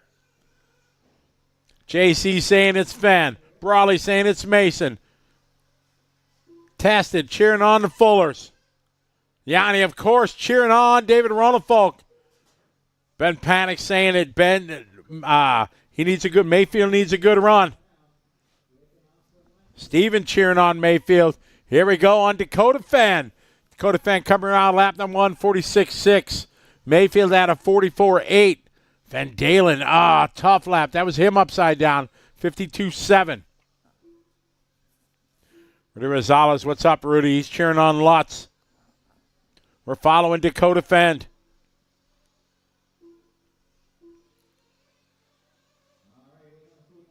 A little short there on the double was Fend, but recovers nicely.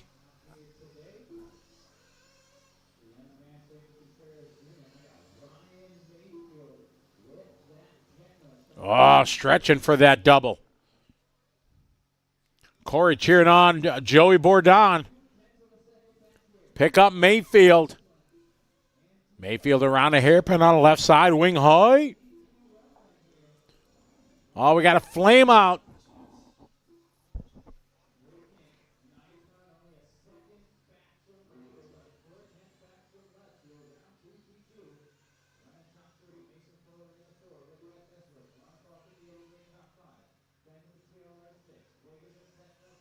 So it's Mayfield, Lutz, Spencer. That might have been Ryan Lutz that was flamed out as they came in and out of frame. Oh, it looks like it is Lutz. Lutz is showing not scoring. Mayfield leading the way. Rivkin looking strong. Ronnefolk and Brandon Rose. We stay with Mayfield. Mayfield last time by 45-0. We are right now 2.1 seconds to the good. Here, Boots' time.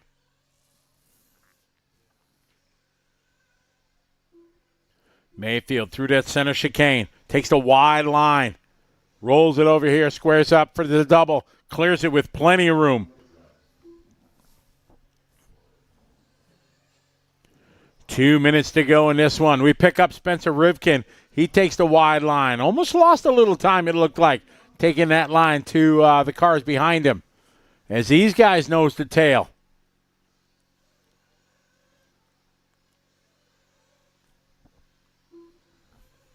Mayfield, Rivkin, Ronnefolk, and Rose.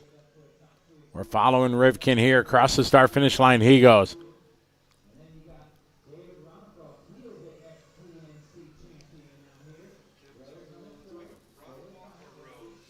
Ronnefolk with a 45.4. Rose with a 45.7. Fuller with a 45.5. Rivkin catching a pipe there, but he's all right. Elliott Boots still the time to beat, 5:16. Elliott, though, he's happy with that run. He's going to get 2, 3, 4. Oh, and a pile up there. Looks like that was Dakota in that mess. We pick up Brandon Rose, crowd favorite always for B. Rose. Rose right now sitting 4th overall.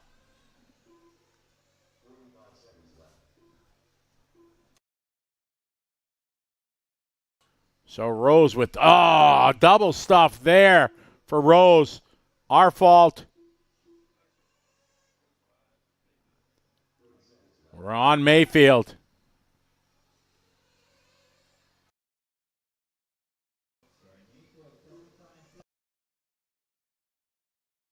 Ron Rivkin right now following him. He's in 3rd spot. Mayfield, your leader. Ronnefolk goes to the 2 spot.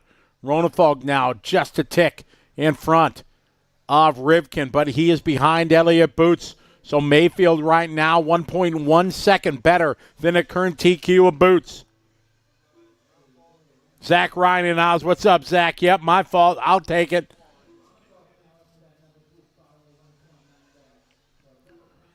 Wesley Neves checking in from Maine. How you doing, Wesley?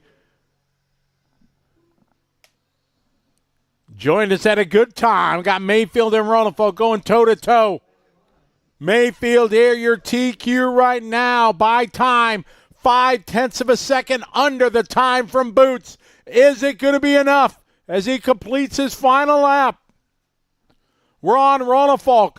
If Ronnefolk throws down an absolute heater, he can still take it.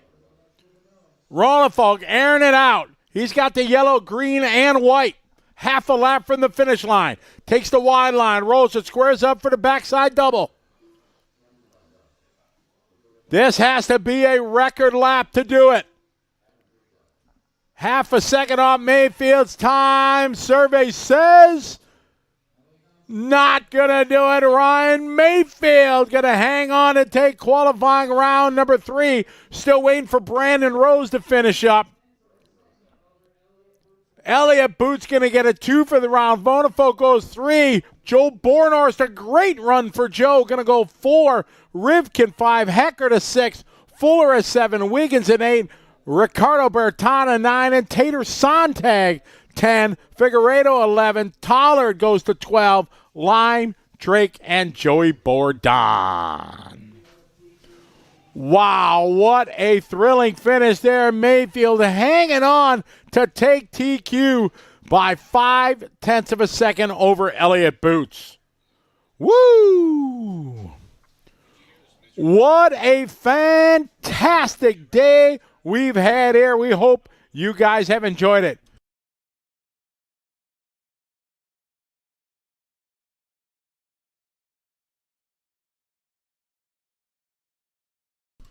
So we want to thank everybody for being part. It was another epic day here at the Dirt Nitro Challenge, year number 25. We want to thank everybody for joining us from around the world. It was truly a global audience. We want to thank the fine folks at One Up Racing for being a great sponsor of the live RC broadcast. Again, thank you so much to Randy and the team. Thanks to everybody that's a Boner Lap membership. Make sure you take advantage of that. It's got a lot of cool benefits if you race. You got family racing. You get a chance to watch it, the replays anytime.